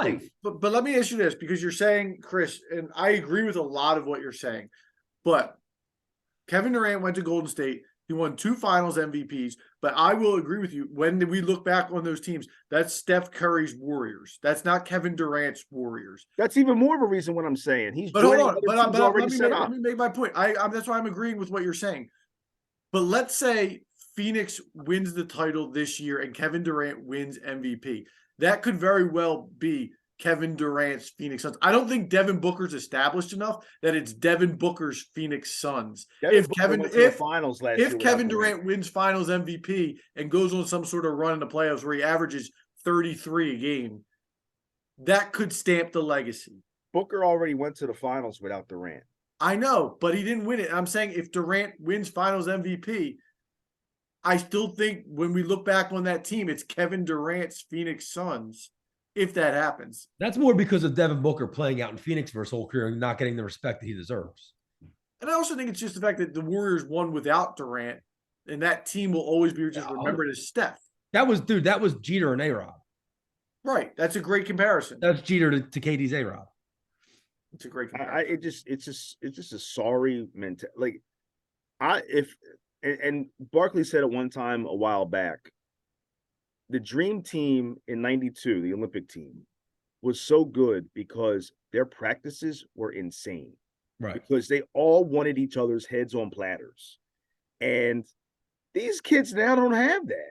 And I say kids because that's still a kid mentality. Like, oh, you want to, I'm playing with my boys and we're just going to run the league. That's corny. Like at this level, this isn't AAU. This isn't we're playing it at in a rec league after work. Like this is the NBA, and you're an elite player, and you're sitting there wanting to join already elite teams. Is sorry. I'm with you. Listen, I hear what you're saying. The players have too much power in the current league. That's a whole other conversation. But yeah, I agree. Agreed. But I want to transition to other trade deadline activity. I each want to do a winner and a loser. We're gonna scrap Phoenix. You can't pick Phoenix because they were obviously the winners of the trade deadline. So let's throw it to Chris first. Give me pick one. You can go winner or loser first. Give me one. So it's probably kind of outside the box. Love that. But for me, a winner is the Rockets. Because now with the Nets moves, the Rockets are clipped up with draft picks. They got 4 first-round picks and 3 first-round picks and 2 pick swaps, first-round pick swaps with the Nets the next 6 years. And those picks now might be gold. On top of the fact that they got some salary relief dumping Eric Gordon. I think it's hilarious they got John Wall back. That's funny, but I don't know if that's going to stick. Is he going to get? I'm assuming he's going to get cut. He's getting bought out. Yeah, he's getting bought out. But it's just still funny because the whole thing that went on last year, and then they traded for him again to get his contract off the books again, I guess. But for me, like looking at big picture, playing the long game, I think Houston is an underrated winner, and they still could get Wembanyama this year. Their core right now is so bad, and the team right now, from everything I hear about Houston, is really, really toxic. They're all a bunch of young kids that think that they're the best players in the league, and they're nothing. Yeah, it's very Sixers processy, no veterans. They don't respect the coach. But I hear you, like they're loaded up with assets, and that's a great point you made about the Nets draft picks that are coming over to them in the Harden trade. And that's why, trading for these future unprotecteds, we've talked many, many times about, oh, well, why do we want Milwaukee's unprotecteds or so-and-so's unprotected? They're just late round draft picks. Dude, the things in this league turn quick. Yeah. And it happens. I mean, you look at those Lakers unprotected picks that are going to New Orleans, right? Yeah. So anything can happen. Houston's paying John Wall twice. I guess they're still paying him from the first time they had him. That guy, I wouldn't be surprised if he hung it up. I don't think he's got anything left. You think that they got Danny Green in one of those trades that they just did? Obviously, he's going to stay there. Do you think that would be a pickup for the Sixers to look at? No, because the Cavaliers signed him. Oh, the Cavs got him. Yeah, Was but that she'll be a today? good fit there. Was that Huh? today? I think yesterday. Oh yes. Okay. My fault. Yeah, I was. it'll be a good fit We there. were all a little tied up yesterday with other things. Yeah, I hear you. But he'll fit in nice there, like because they need a wing that can shoot the ball and be a little bit of a veteran for them. Yeah. But instead we got Dwayne Dedman, so we'll be all right. Again. Oh, we got Trez and Paul Reed running the floor together right now. There you go. We must be up big. Dumb and dumber. Yeah. Yeah, they're up 26 with 2 minutes left. All right. All right, now give me a winner since Chris went winners route. Well, I think the winner was clear. I think clearly a team that got not only did they get Svi Mikuluk and Cam Reddish, but they got Ryan Arcidiacono and Matisse Thybulle. That's not. I'm not taking the Blazers, guys. Yeah, I was gonna say. My winner for this trade period in the NBA is actually the Los Angeles Lakers. Yeah, And the reason why is mostly because they were able to dump Russell Westbrook. And that's all it boils down to. This team's not winning a title. Like LeBron's out of it. Like, I don't think LeBron actually thinks that they're a championship contender or that they're going to be. But, they were able to dump Westbrook. They bring in Rui Hachimura, who's a nice player. They bring back D'Angelo Russell, and they bring in Mo Bamba, who, whether you like him or not. I like Mo. People love him or hate him, I five. feel like. But you know what? I feel like people like him a lot because of that song. At least Twitter fans do. Yeah, I mean, yeah. Yeah, but no, they're just, short and sweet. It's mostly because they were able to finally dump Russell Westbrook, who was just, I feel like he was sucking the life out of them and they were sucking the life out of him. It was just a situation that was no good for either party. So for them to be able to finally dump him, I give the Lakers the nod here as the winners at the trade deadline. Where's Russ ending up? That's a great question. Where does he fit? I read Chicago, which would be wild. Why? Yeah. Why would Chicago? That's terrible. More on that. More on them later. Let's. I have no idea. Right now, apparently, he said he may stay in Utah. So who knows? But I'll go with my winner. And again, I went a little outside the box, and I hate saying this. I have the Boston Celtics as the winner because I don't think anybody in the East made any moves to even. I think they're the clear best team in the East, and I don't think anybody made any considerable upgrades to really challenge them. I mean, Boston acquires Jay Crowder, Jay Crowder's a decent. Well, I said Milwaukee acquires Jay Crowder, decent player, but he hasn't played basketball all year. Wasn't very good last year in the playoffs. It doesn't move my needle. The Sixers obviously pick up McDaniels, but the Sixers didn't really have any assets. We talked last week to make any big moves. I just don't think that anybody made any substantial traction to get towards Boston. They did add Mike Muscala, who kind of fits what they do. Very forgotten Sixer, if you remember from a few years ago. He was one of our important Sixer because he got us Maxey. That's true. When he was in Oklahoma City. Yeah, but I mean, so he I just think Boston just kind of squeaked through, and I still think they're the team to beat. Nobody really pushed through. If you're asking me what team made moves to make themselves actually better, I think the Clippers made some under the radar moves. I think Eric Gordon, Mason Plumlee, nothing that's going to and Bones Highland, all additions. I know that's Chris's boy Bones. Yeah, Bones. Three decent players that'll add to their playoff roster. So I have the Clippers, but I have Boston as my number one winner if I'm going outside the box a little bit. Yeah, I don't want to add to that. Yeah, I don't blame you. I didn't want to talk about losers because I'm staying in the division. Go ahead. You can go first with losers. It's the Sixers. What the hell did they do? They didn't do anything. But they didn't have anything. They didn't really have a lot to they didn't even. I feel like it's like they didn't even try. Like, I don't know. These guys got moved that were names that were on the radar, and then we ended up with Jalen McDaniels, who I honestly, obviously, I didn't know much about, and then some of the more well-spoken Twitterverse was giving me some feedback about Jalen McDaniels. Some Charlotte fans, Adam, I don't know if you saw this, but guess you'll like this. At James Bonknight told me that I've read these. Jalen's an amazing defender, perhaps even better than PJ. He needs to develop. He's 6'9", solid jumper. And then another guy at Carter, the hero, said he's a steal. Said that he's great. He hopes it works out. Positive guy to bring off the bench, can hit the three, good cutter, not a bad ball handler when required. So look, if that's true, which I have to go by, I have not watched this kid play a minute of basketball. So if I'm taking the word of a couple of Charlotte Hornets fans, then I guess that's fine. The guy also explained to me why Plumlee shoots with his left hand these days. So I got to take him as a good source of information. How'd that even get into a conversation? Well, because he seemed like he knew what he was talking about. So at the end, I was like, yo, I need to know, why is Plumlee shooting with his left hand? Like, I just had to throw it out there. But in all seriousness, I think that the Sixers had a couple of holes they needed to fill. And while I'm a little bit more positive about this Jalen McDaniels pickup than before, I still think that there's some obvious needs, and Dwayne Dedman's not the answer. So they did nothing to make me say, okay, now they're going to give the Bucks a series. Now they're going to give the Celtics a series. I agree. My man Paul Reed back in the rotation though, the backup five.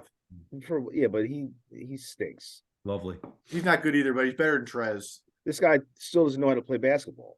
He's better than Trez. He's still better than Trez. Is that a compliment? Dude, I'll be honest. As much as he's not good, Dedman's an upgrade. That's where we're at right now. In my opinion, I think you're thinking about like Dedman 3 years ago would have been an upgrade. Dedman now he can barely move. I got to see him. See what he's got. But Paul Reed is a moron on the court, and Harrell doesn't know how to guard anybody.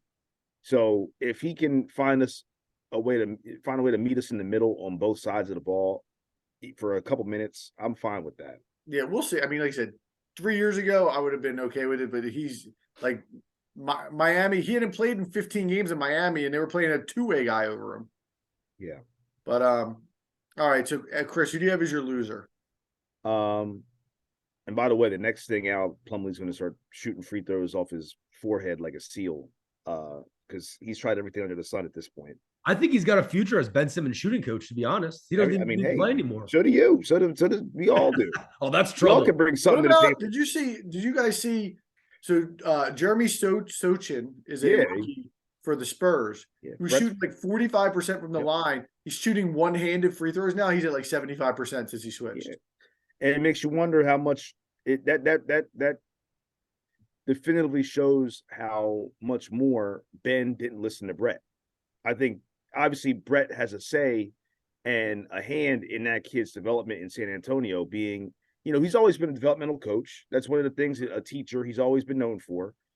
I don't think it's a coincidence there. And Ben still couldn't do it. So at this point, I think it tells you who really is to blame for that. Well, you damn well know that if you tell a kid to go out there and shoot free throws one-handed, if they're not comfortable in their own skin, they're not going to do it. Oh, yeah. Well, and it takes balls to do that in the NBA at that point. Yeah, absolutely. That's to his credit. Yeah. My loser simply is the Bulls, because we heard last minute about Levine possibly getting moved to New York, and we've heard rumors about Vucevic going here and there, and those two, DeRozan, everybody's still there. What is their plan? They're not good. They can't play together. They're all just getting a year older, which is going to drop their value, and they're just kind of sitting there with their bird in their hand, like, oh, well, I guess we'll just try to sell our fan base that we have a top scorer in basketball, even though your top scorer in basketball is not a leader. He's a stat stuffer. DeRozan's a great player, but I find it hard to, I don't know. I just can't. Obviously, we're not involved in discussions and we're not privy to all that information, but it's hard for me to understand how hell or high water, at least one of those guys wasn't moved. I couldn't agree more. I had them as my loser that I was going to talk about, so I'll throw somebody else in there. But yeah, I don't understand the direction of that team. They're stuck in the middle. Vucevic is a free agent at the end of the year. You're going to bring him back. Like, what's your plan? Get some sort of value. And you said DeRozan's an aging guy. There were plenty of teams that could have used a DeMar DeRozan. Yep. And they're just, again, Chicago's going to probably be in the play-in. Maybe they win a game and they get and play Boston or Milwaukee in the first round. And then they're done. It's over. And Patrick Williams and Colby White are guys that they thought would be young, developing prospects, and neither one of them have really gotten any better. No, they're average as could be. Yeah. That's a good one. I had Chicago on my list too, so I'll switch over to my other one I listed. I have the Memphis Grizzlies. as a loser. I think if you were to talk 3 weeks ago, this team was probably the token pick to come out of the West, especially the way they were playing. They've fallen on a little bit of hard times, but they had the opportunity because they are stacked with draft picks. They are stacked with younger players, potential players on their bench that, again, I'm not a huge OG Anunoby guy, but if they would have been able to get an OG Anunoby, and you think about defensively, if you have Steven Adams, Jaren Jackson Jr., and OG Anunoby on your front line, and you add in a Desmond Bane and a John Morant in the back. Well, who would they give up though? They had to give somebody in that move. I think they have a couple additional draft picks, and they have like Zaire Williams was a lottery pick last year. They have a couple other young guys, like not that they're great, but people like John Conchar, he's decent too. So if you throw 3 or 4 first round picks for OG Anunoby and throw in a couple of those young guys, I think that move could have worked. Even if you throw in a Dylan Brooks, like I would take OG over Dylan Brooks is a huge upgrade. Absolutely. And I just think they sat on their laurels, and now all of a sudden Phoenix has passed them.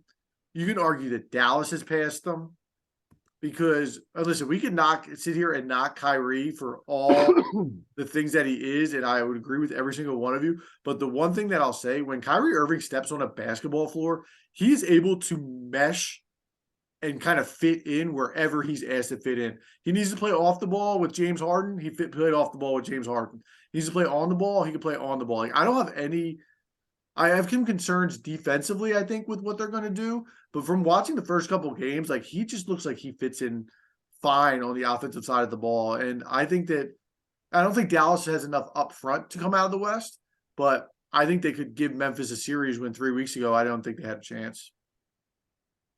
I'm sorry to give who a series? Memphis. They can play with Memphis. Yeah. So for me, Ja and those boys talk. They're good in the West. That's the other thing. They put a target on their backs. They're good in the West, they said. Boston's their threat. Yeah, exactly. Joke. So yeah, that was my winners and losers. But Chris, I want to talk to you. We had a little text exchange the other day, and you said you had some stuff for me. So why don't you bring it out? Oh, you're a wolf in sheep's clothing.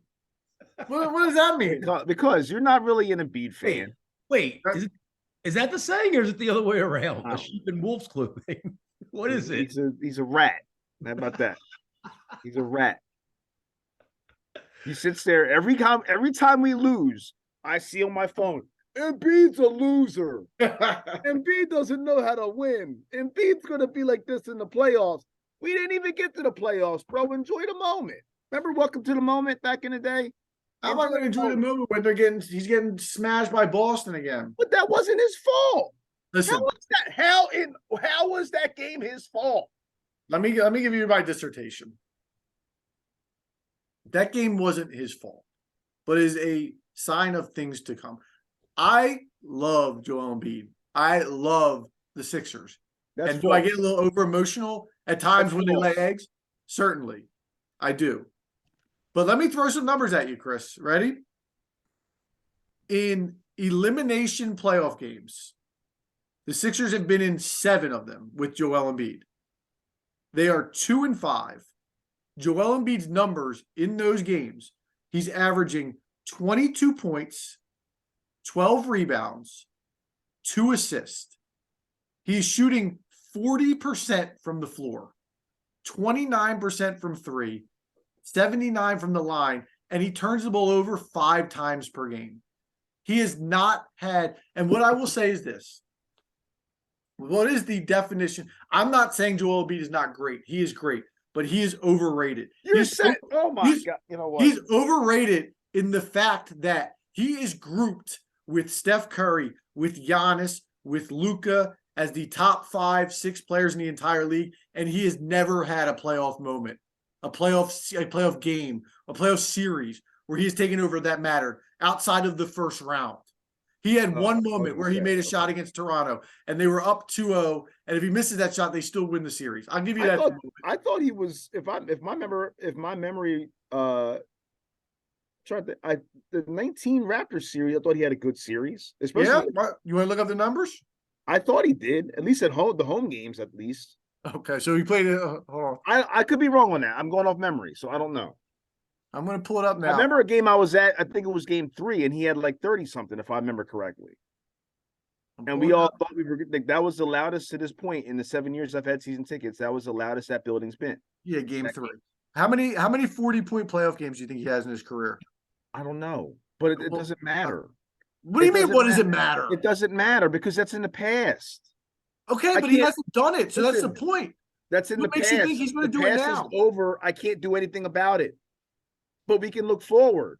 And the guys been leading the league in scoring last 2 freaking years, okay? And the decisions that have been made to construct that team are what's failing them, not Joel Embiid. You also have the fact that last year you had a guy cheap shot him in the face and mess up his playoff run as well. So, like, you have to put that into context. This guy's not sitting around running around healthy and all of a sudden forgets how to play basketball. Between injuries and the way his team's been constructed, it's let him down. It's not fair to say in the game in February that they lose. This guy's a loser. You're going to sit up here on this show and tell me and everybody that's listening that you think Embiid's a great player when you have those kind of messages. It's a total contradiction. It's not a what I'm telling you is, of all the great players in the league, the top tier players in the league, when those guys in a playoff series get it going, they are unguardable. There is always a way to guard Joel Embiid, whether it's double teams or pushing him out, and good teams have the ability to do that. You don't see it in the regular season, but you see it in the playoffs. And I'm taking some time. How do you win in the NBA today?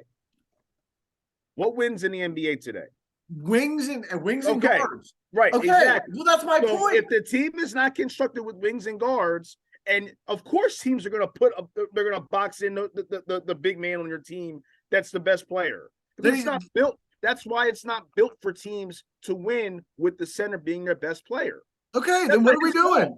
Then what are we doing? You tell me. That's not his fault. He's doing what he can do.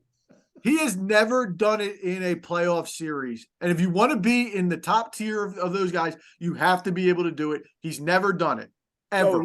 So he didn't make a shot to win the series last year in Toronto. He didn't. Against when they're doing FMB chance the whole game and everything else, he didn't make a shot break their heart. Al, can you find these damn playoff stats? Because my arguments is getting befuddled because I'm struggling to find. All his playoff stats, all his numbers for the playoffs are lower than his regular season numbers. And he's playing more minutes. Because the defenses, as you know, defense gets more impactful, right? And you're going to sit there and don't you're look at everybody else against a guy under the basket. Then everybody else's stats go up. Wings. Giannis dropped a 50 piece in the finals. Giannis isn't what? Giannis isn't on a team where he doesn't have wing help. He has Drew Holiday and Chris Middleton on his team. Pull up the Toronto Raptors stats out. Pull up the Toronto Raptors stats. Have not been the same since Middleton. We had Jimmy Butler, so I don't want to hear the wing stuff. We had Jimmy Butler. Yeah, they would have won if it weren't for that fluke. I want to hear Joel's stats in that series against Toronto. He had a tummy ache. You gotta give me a second here. Because I'm on Stat Muse and I'm getting the picture of the confused J.R. Smith picture. So I'm not getting good results here. Dude, all I'm saying is, of course, his numbers are going to be lower in today's NBA. It's not built for you to be successful long term in a postseason if your best player is a center. What are Anthony Davis's numbers in the playoffs? Go look at his numbers when they won a title. Anthony Davis's. They were tremendous. What are we looking for from Embiid's stats against the Raptors last season? I got him. No, not last in the playoff series in 18-19. No, but we can talk about last year. Al, what's his numbers last year? Last year, more recent history. 26.2, 11.3 boards, 2.3 assists, shot 52% from the field. Okay. I don't care. Like, those are teams that they should beat. You don't care. Second round and further. That's what I'm talking about. You're talking about 2019 now. Yeah. 2019, he was 17.6, 8.7. 17 and 8. Right. 37% from the field. 37% shooting. That was 3 friggin' years ago. Oh, so but you just told me he had a good series. They was doing the I'm going by the game I remember from when I was there. But 17 and 8. That was 4 years ago. They held him to 21 or less in all but one of the games. And that team, and let me remind you, Let me that tell you team this. went on to win the NBA title. Let me tell you this. Go look at Game 7 against the Hawks. He turned the ball over 8 times. Because his point guard didn't know what the hell to do with All him. you got is excuses for him. If you're the man, Because he's you trying got to to be do able too to many do that. things. He's Huh? trying to play 3 different roles. He's trying to play 3 different roles. He's Because got to be able to win you. He has You to got to be able to beat the overcompensate. Hawks. He has to overcompensate. There's no point guard on the court. There's no wing on the court. He's got to do literally all that and play his own position. And he blew it. He busted the Hawks' ass. How many turnovers? Look at the turnovers. But he, Okay, yeah. Well, he had turnovers. Just talking turnovers, he had And- 8. and what he's- He had 8 apiece in the last 2 games. He had 16 fine, but turnovers. he's a center. What do you want him to One do? game he shot Sit like there and 7 be for freaking 21. Oscar Robertson? Like, what do you want him to do? What do I want him to He's do? trying I to do too want him, much. I want him to be able to lead a team past the Atlanta Hawks. He's And I guilty understand of the Ben playing. Simmons. Okay, I understand the Ben Simmons piece, and I'm not going to argue with you that. But like, he should still be able to win us a second round playoff series. And I haven't seen it. You Al, haven't what was seen the it. numbers for that Hawks series, Al? Go ahead. 30.4, 12.7, 4 assists, 46.9 from the floor. And that was in 2021. Yeah. Okay, so you're going to compare a team and a season, a performance 2 years before that to what? To that year and then last year's, which was also better. Like, I don't even know why we're comparing a The series. Miami 4 Heat years series ago. wasn't better. I know you're going to say he was hurt, but the Miami series, he averaged like 19 a game in the Miami series. Yeah, but he was hurt. He's He always was hurt. He's always hurt. But that impacts his performance on the court. Again, he can't control getting hurt. But there are other, and okay, and that's The guy's and got a this is fluky even leading body. the I get argument it, even but he further can't down the control road. that. That ain't And his this is fault. what you could say. When things get tough for him, his body language is horrible. He's not a leader. He's not How a about leader. somebody pick him up instead of him having to do everything? He's supposed to be the guy. He's supposed to be the tone setter. He's the leader of your team. We all agree. Why do you we have to can't pick win him up? in the NBA today with your center as the best player, and you're still sitting here blaming the center, who's our best player, for the reasons why the Sixers haven't gotten past the second round. I understand that point, and that's my belief as well. But then why? Then what are we doing? Then what are we Right. doing? That's the boat I'm in. What are who this, the organization? Yeah, if we can't win with him as our best player, then what are we going to do? Get some freaking wings that can No, but- play. But this is it. This is the season. They brought in James Harden. They have Tyrese Maxey in his 3rd year. Like, this is it. If it doesn't work this season, then you gotta move on, man. You gotta move on. Here's what I'm saying. I'm going to make a guarantee right now. The Sixers are going to be in the conference finals this year. You can bookmark it right now. I'm gonna make I the said the graphic. Eagles were gonna I'm be in make the Super graphic Bowl. and post it up Yeah, tonight. Clip this, Al. I said the Eagles are going to be in the Super Bowl. They were. The Sixers are going to be in the Eastern Conference Finals, and they're going to be playing Boston, and they're probably going to lose, but they're going to at least be there. if they can get to the conference final, then I consider it a success because I don't think anybody's touching Boston. If they beat Milwaukee, then I'm okay. I'm okay with that. I mean, it's just if you want to have that opinion, that's fine, but don't sit up here and lie to people and say For what? that you love Embiid. I And do he's love a great him. player, and He's then you sit there unbelievable. and you dog him like a that's a freaking I don't know what. That's when they not lose fair, a game. Guess. That's not fair. You can love a guy and still be realistic about his limitations. Joel Embiid has limitations, and he's shown it. What? This guy's a unicorn, and we're talking about what limitations do you? What are his limitations? The What are his playoffs. limitations? Yeah, The playoffs. But that's okay. But that's good defensive teams in the playoffs. Yeah, getting doubled in the playoffs. Getting doubled in the regular season. Here's his problem. He is a unicorn, right? And he can fill the bucket and he can do things that not a lot of guys in this world can do. But where I think he lacks is we talk about the pull-up jumper. His pull-up jumper is not good enough to rely on in the playoffs because when he starts to face pressure, that ball starts to not drop. And then he doesn't have the inside game. Like he's elite at several things.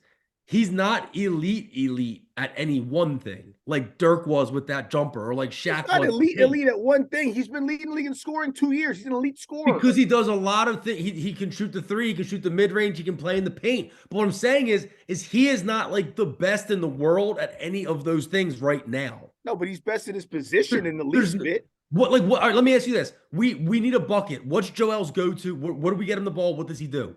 Where do First you of feel all- most confident First of all, with him to with the say ball in that his hands? to say that his mid-range jump shot isn't, I would Yeah, I argue disagree. I disagree with Al there. I would argue it's the second best mid-range jump shot in basketball behind Durant. But when it's crunch time and he's starting to get doubled, it starts to not fall, man. We've watched it in the playoffs last 5 years. Every team has that. My biggest thing is like my most simple answer to this, and you can blame the rest of the roster. You can ask any of the good teams in the East, be like, you want a piece of Philly in the playoffs? They say, bring it on. Like, we ain't scared. You know why? Because they don't have wings that can win you a series. Chris, I want you to answer that question though. What's Embiid's go-to move on offense? We need a bucket. We want to get it to Joel. What's he do? What do you want him to do? I can't tell you one thing because he's already shown you in different scenarios how to win with various moves he's got. He can do a post move. He can do a turnaround jump shot. He does one. He's done 1 foot fadeaway Dirk Nowitzki type mid-range jump shots to win games. He's one where he's gotten to the foul line at the end of a game and made both free throws. He's an 85% free throw shooter at 7'2". Like, I don't know what else you want this guy to do. I really don't. I don't know what else he can do statistically and from a skill perspective to make you like. I get it. They haven't had they've run short. We also talk about every episode. The Sixers are also handicapped by coaching. That has not changed. You could argue that he's never really been with a coach that's good enough to get him to the conference finals. Would that be a valid statement? Yeah, I'm fine with that. I agree with that too. So, like, that's another thing you're not even talking about. At some point, how much does he need? How much does he need around him if he's this great all-time unicorn player? That's what I'm saying. He needs wings that can play and win series. Let me ask you this, Chris. Let me counter that point. I watched, granted they did not win. I watched Giannis Antetokounmpo take Boston to 7 games last year without Chris Middleton and carry that team on its back for 7 games against the team that ended up going to the finals. I never said Giannis wasn't better than Embiid.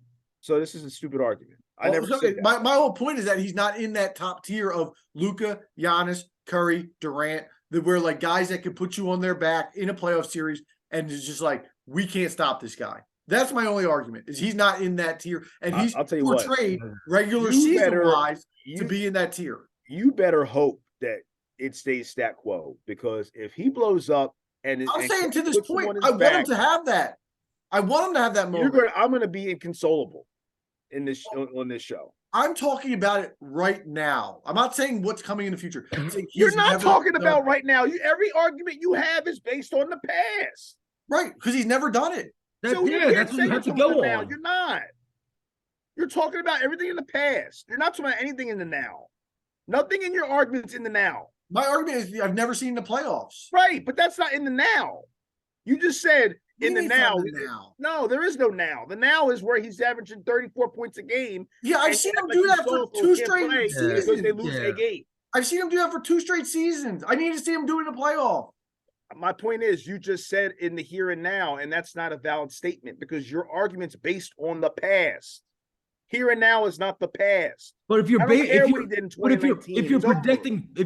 playoff success, that's all you can base it on is his past success in the playoffs. I'm not predicting anything. I'm just talking about the here and now. You just predicted that they're going to make it to the Eastern Conference Finals. Right, but I'm talking about Embiid specifically. I'm talking about the now as far as his skills. I'm not sitting there watching and be like, oh, Embiid put up 55 and 15 tonight, but he ain't going to do it in the playoffs. We don't know that yet. We don't. This year's the 2023 playoffs has not happened.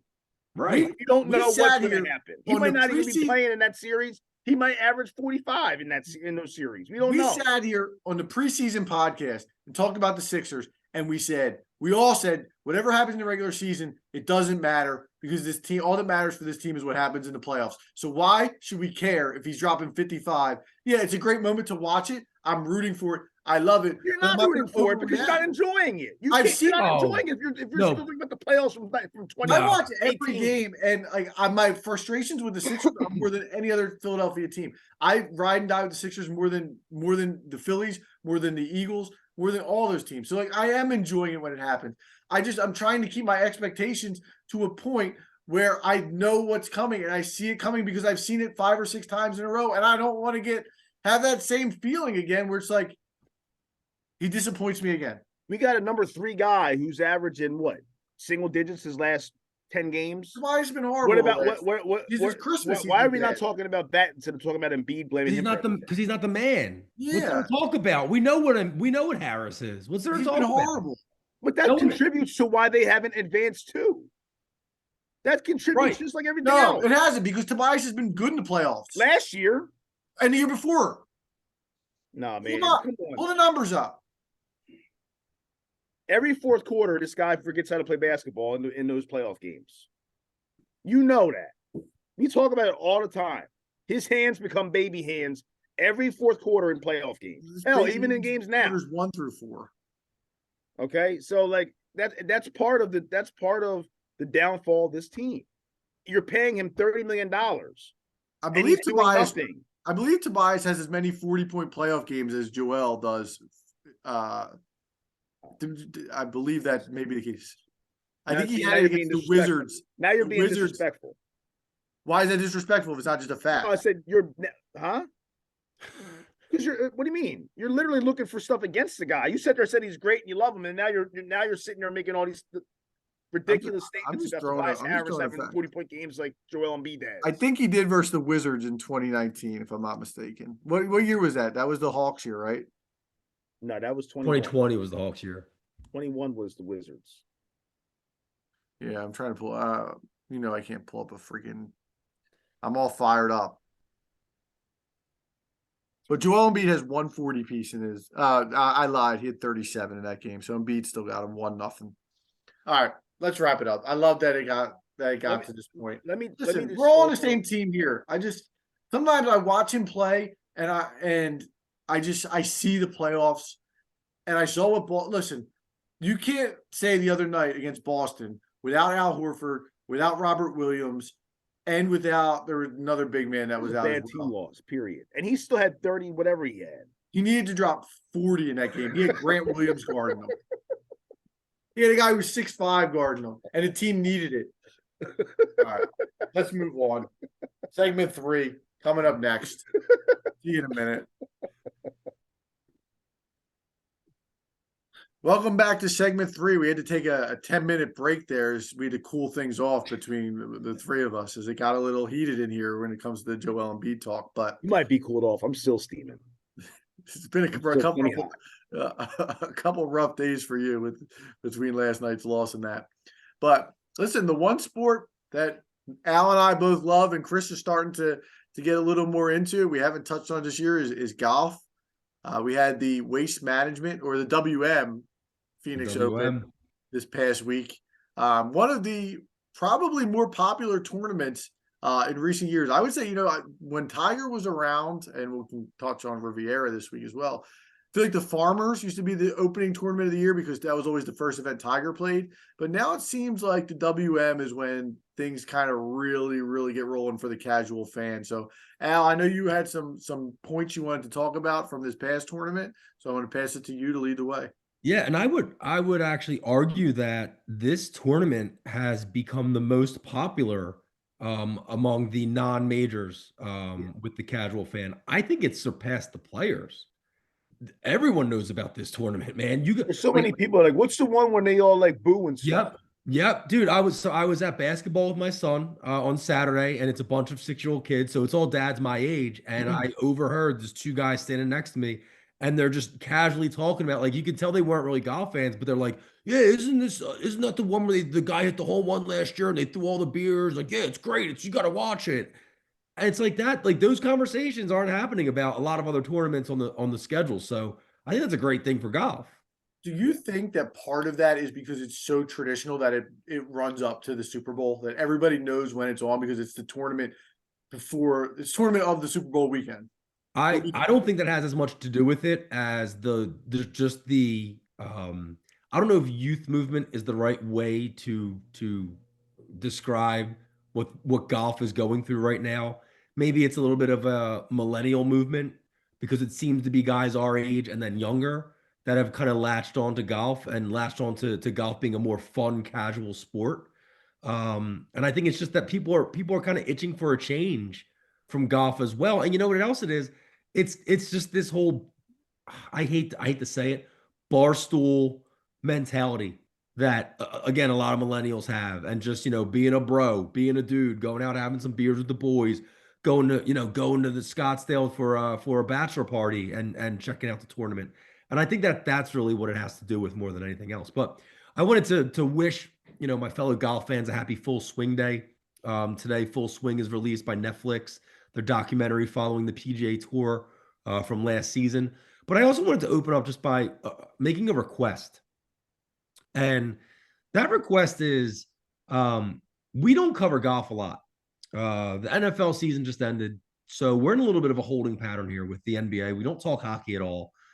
And so if you're interested in hearing golf on this pod, what I'm requesting is that you tweet us either at 3K Podcast or you text us. I know a lot of people listening are friends. We consider anybody that listens a friend of the pod.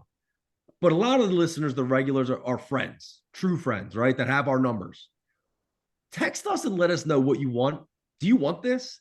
And if you do, what do you want? Do you want a recap of the week? Do you want a look ahead to the next week? Do you want, storylines? Do you want betting advice? Like, what do you want? Because you can talk about a lot of different things with golf, but it's hard to kind of pinpoint what the audience wants, I think.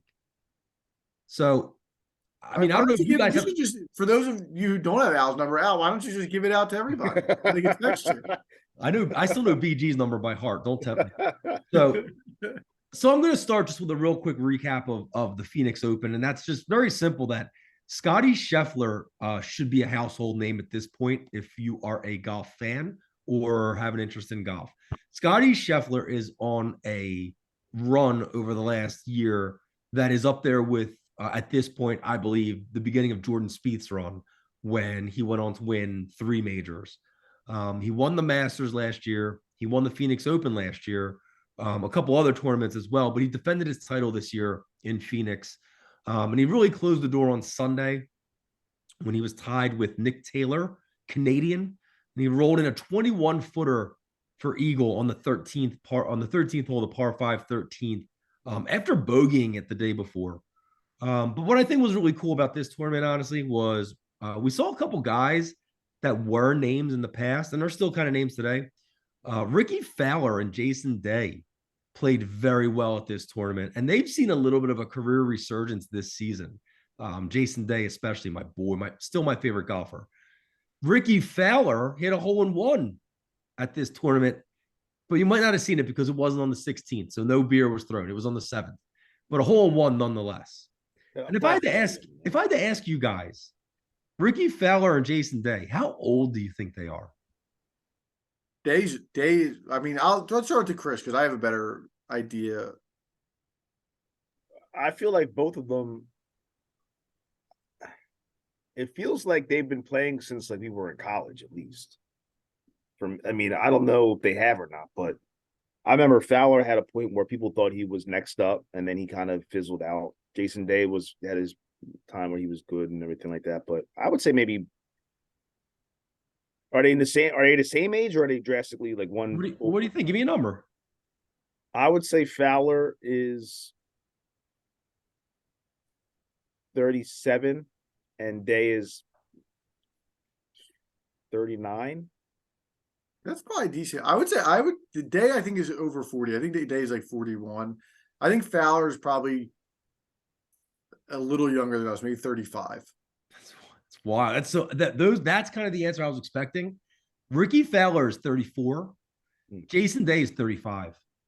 Really? Jason Day seems like he's been around forever because he started so young. He got his tour card, I believe, at the age of 19 or 20. So he's 15 years, which is about right, because that's when we were in college. Yeah. I swore he was older than that. Yep. 35 years young, Jason Day. I mean, look, and you look at the guys too, drastically different personal lives. Jason Day has 4 friggin' kids. Ricky Fowler just got married and had his first recently. So Jason Day just, I think, carries himself as far as his life. Plus, he's had more physical problems, which makes you think 100%. So, just kind of putting a pin here on the Waste Management Phoenix Open. Scotty Scheffler wins. John Rahm in contention the whole way, gets a top 3. And this brings me to one of my first questions for you guys is John Rahm in his last 12 events has, I want to say, I think it's 11 top 10s, 4 wins.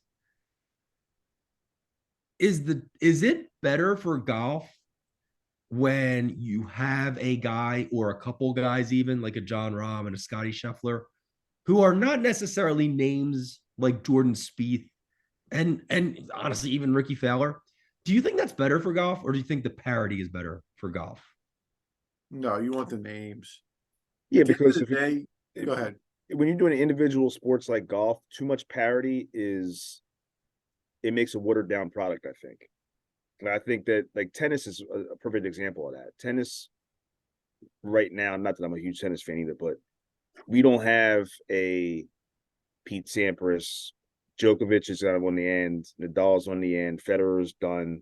Like those guys are done now. So like we don't really have a go-to young guy or woman, really, for that matter. The Swiss girl is pretty close right now, but not fully there yet. I forget her name, but that like anybody can win anything, any tournament, and it's in a way it's depending on like what you like. If you like that, then it's great. But if you want names and you want to develop faces and heels, you can't do that when everybody when there's no definitive stars. Like I think that it dilutes it if it's too much parity. Well, they developed the ultimate heel in Patrick Reed, and they pushed him right out to the You live. love Patrick Reed. And you guys don't want any parts of Patrick Reed. No, he was he's a perfect rat. for the tour. He's a cheater. He's Perfect. But to Bobby the Chris's Brain Heenan was a cheater. if we're building the casual golf fan, when they flip on a tournament, if there's 3 names at the top of the leaderboard that they don't recognize, they're not watching. I Yeah. can't agree that more. Yeah. As a casual golf fan, You hit the mark. That's 100%. I saw that dude Taylor in the top 3. I was like, Scheffler got it. And I banged it. I didn't even finish watching it. And that was Saturday afternoon. I watched it for about a half hour. And then Sunday before the Super Bowl pregame, I watched it for a few minutes while I was getting things ready. And that was it. And I wasn't, there was a few people in that leaderboard I didn't recognize. And golf's not a sport where, as a casual, you watch it to find new guys. Like you want to watch it with guys you know already. Number one. Number two, with that tournament specifically, that tournament is the star, not the guys on the course. So in other words, there's people that'll watch that tournament just to see the BS that goes on Chaos. with the in the gallery. Yeah. And while I don't want to rush to that because I think you might be asking that later on, but to answer your question, ultimately, you're right. If there's too many people on the leaderboard that I don't know, I check out. And to me, like Chris mentioned the tournament, and this is again from a more so of a higher level golf fan, somebody who's watched the tournament every year or knows the back 9 at that golf course is fantastic. And you know the holes coming in. 13 is a par 5, 15 is a par 5, 16 you get the stadium hole, 17 is a better hole than 16 is. 17 is. Yeah.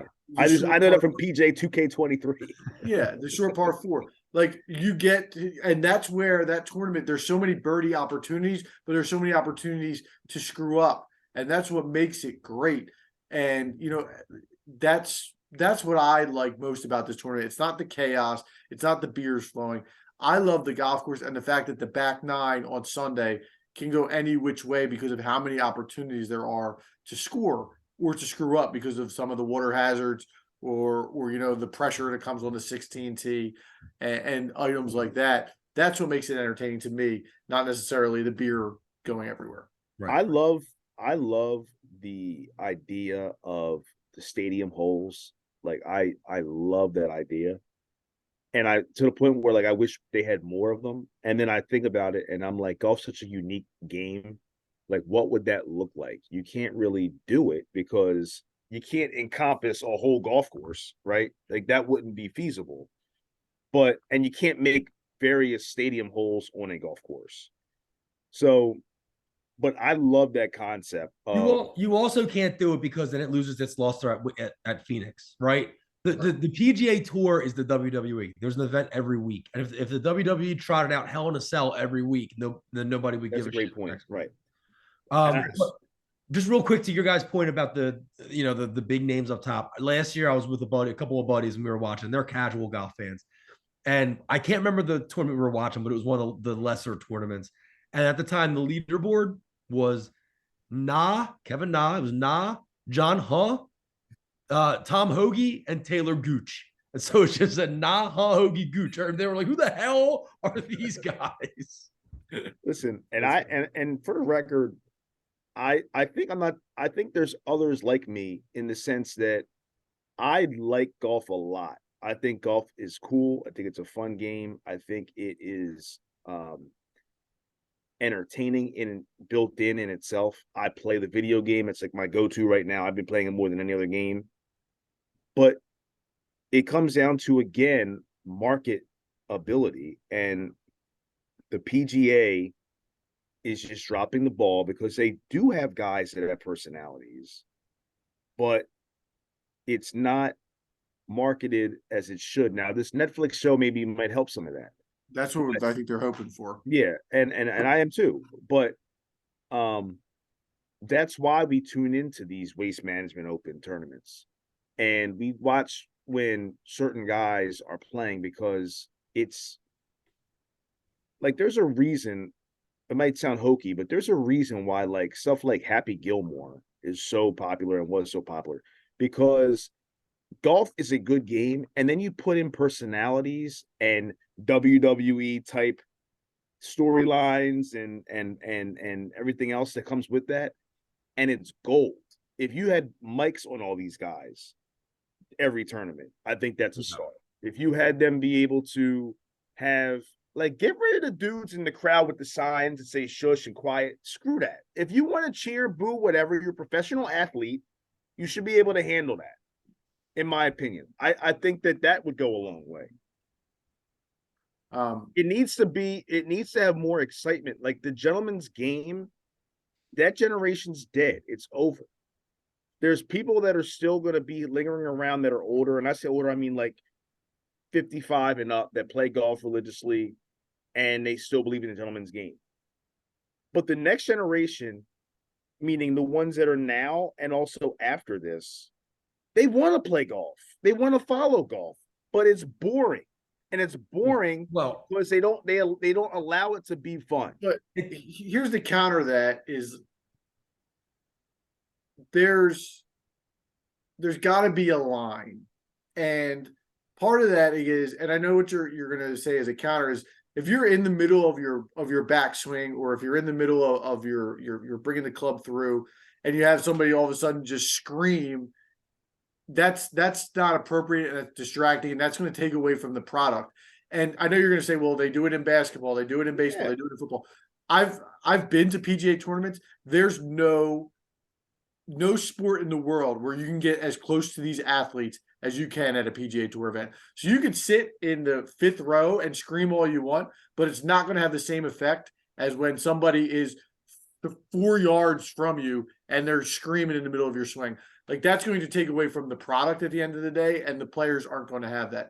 Now, as a counterpoint to that, I think you're seeing the younger generation, the Max Homas of the world, who are embracing some of that stuff.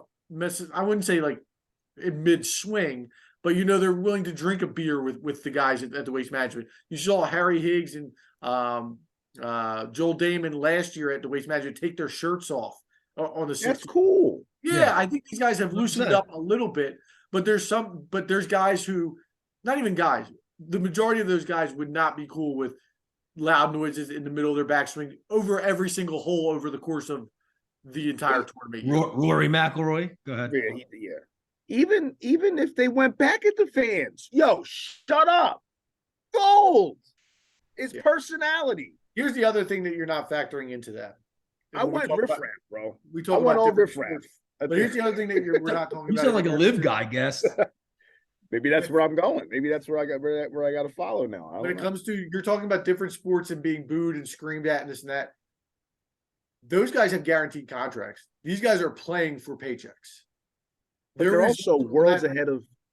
They're so much better than like, okay, NBA athletes, NFL. They're all like obviously the 1% of 1%.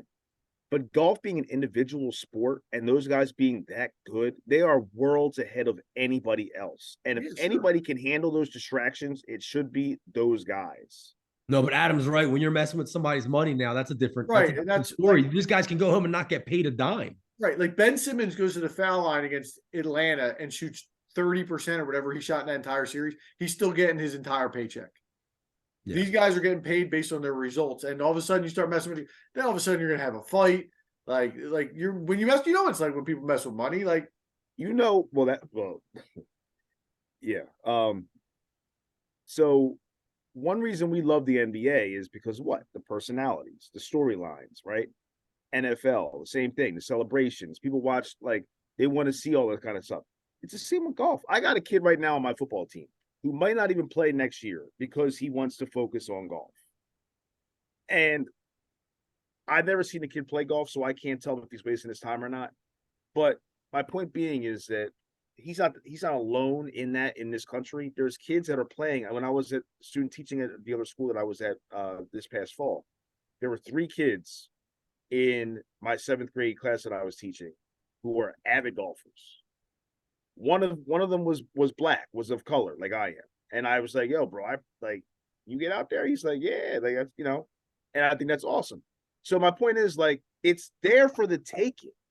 And I just think that PGA just drops the ball on marketability and being able to expand their product as it's seen to the masses on TV. 100%. That's the big issue. Like, right. These guys, like, imagine if you watched the Sixers Celtics and all through the game, everybody went around and just nobody high-fived. Everybody was like robotic, and the fans didn't make any noise when there were shots taken. Like, it's a snooze fest. Nobody wants to see that. You just used the word. The PGA Tour has treated for decades its professional athletes like robots. You mentioned, I think you mentioned earlier about being mic'd up. And I've said for years that they need to mic these guys up and they need to let us hear just the banter. That's why I love the match. Goes on match is awesome. Between the player and the caddy, the player and the fan, right. Whatever. Two things to that point. Number one, Justin Thomas is single-handedly ruining it because that dude drops an F-bomb every week. And it always ends up on gold, Twitter. Though, dude. No, listen, I don't mind it. It's human. It happens. But again, we're talking about the old guard. Second part of my point, we've talked about YouTube content creators before. And the guy that is lighting the world on fire right now, the crew that's lighting the world on fire is Bob Does Sports. And he just recently did a video where he had Keegan Bradley come on and he challenged Bob and his 2 friends to a match, a 3-on-1 match. Guys, I've known who Keegan Bradley is for how long now? A decade and a half, 2 decades. I've never given a shit. Never given a shit about Keegan Bradley. Never cared. That old? Yeah, he's been around. He's been around for a long time. I watched that video. I love Keegan Bradley. The amount of personality he displayed in 1 hour on YouTube versus 20 years of his PGA career, it's unbelievable what they were keeping bottled up this whole time. Yep. Like, why are they shying away from that? More tour pros are playing with these guys. Again, Max Homa has done it. Joel Damon's done it. Pat Perez has done it. Who? Spieth and Thomas made the no laying up video in Hawaii, which was phenomenal. Great video. Yeah. So good. So Bryson has done it.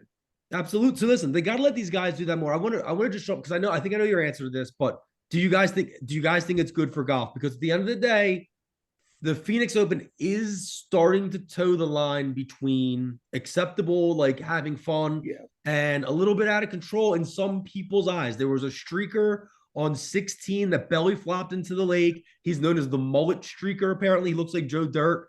And then there was just countless videos on social of guys falling over drunk, guys stumbling right in front of tee boxes and other shit like that. So is this still good for the sport, or do you think that's bad? I think it's the players haven't pushed back on it, and if you're doing it once a year, I think it's fine. I got like the players. until it becomes an issue of that nature, I think I'm fine with it. It's entertaining. Again, for me, it's more about the actual golf course and the tournament, because you look at it, and I know it's elevated, so a lot of these guys are obligated to play. But even before this year, the fields for that tournament have increased in talent. It seems like year over year. Oh yeah, So the players have not seemed to mind. and Now now it's a designated event. listen, So now you're getting the top guys. Chris, I wanted to ask you this because I was going to ask you this earlier. Let's say somebody came to you and said, you have to go sit in the stands at 16 at Waste Management all day on Saturday. How much money would you pay to get out of that? Well, there's other reasons why I wouldn't want to sit there. Yeah, me too. I would die in that situation. I don't know how. I mean, I don't know how much representation I have out there. I don't think it's like that. But I, as much as I think it's fun to have the booing and all that kind of stuff, just like at any other sporting event, I'm fine with that. But I don't want it. It shouldn't be like when you talk about people showing up, getting hammered and streaking, then it treads the line, like you said, Al, of disrespect.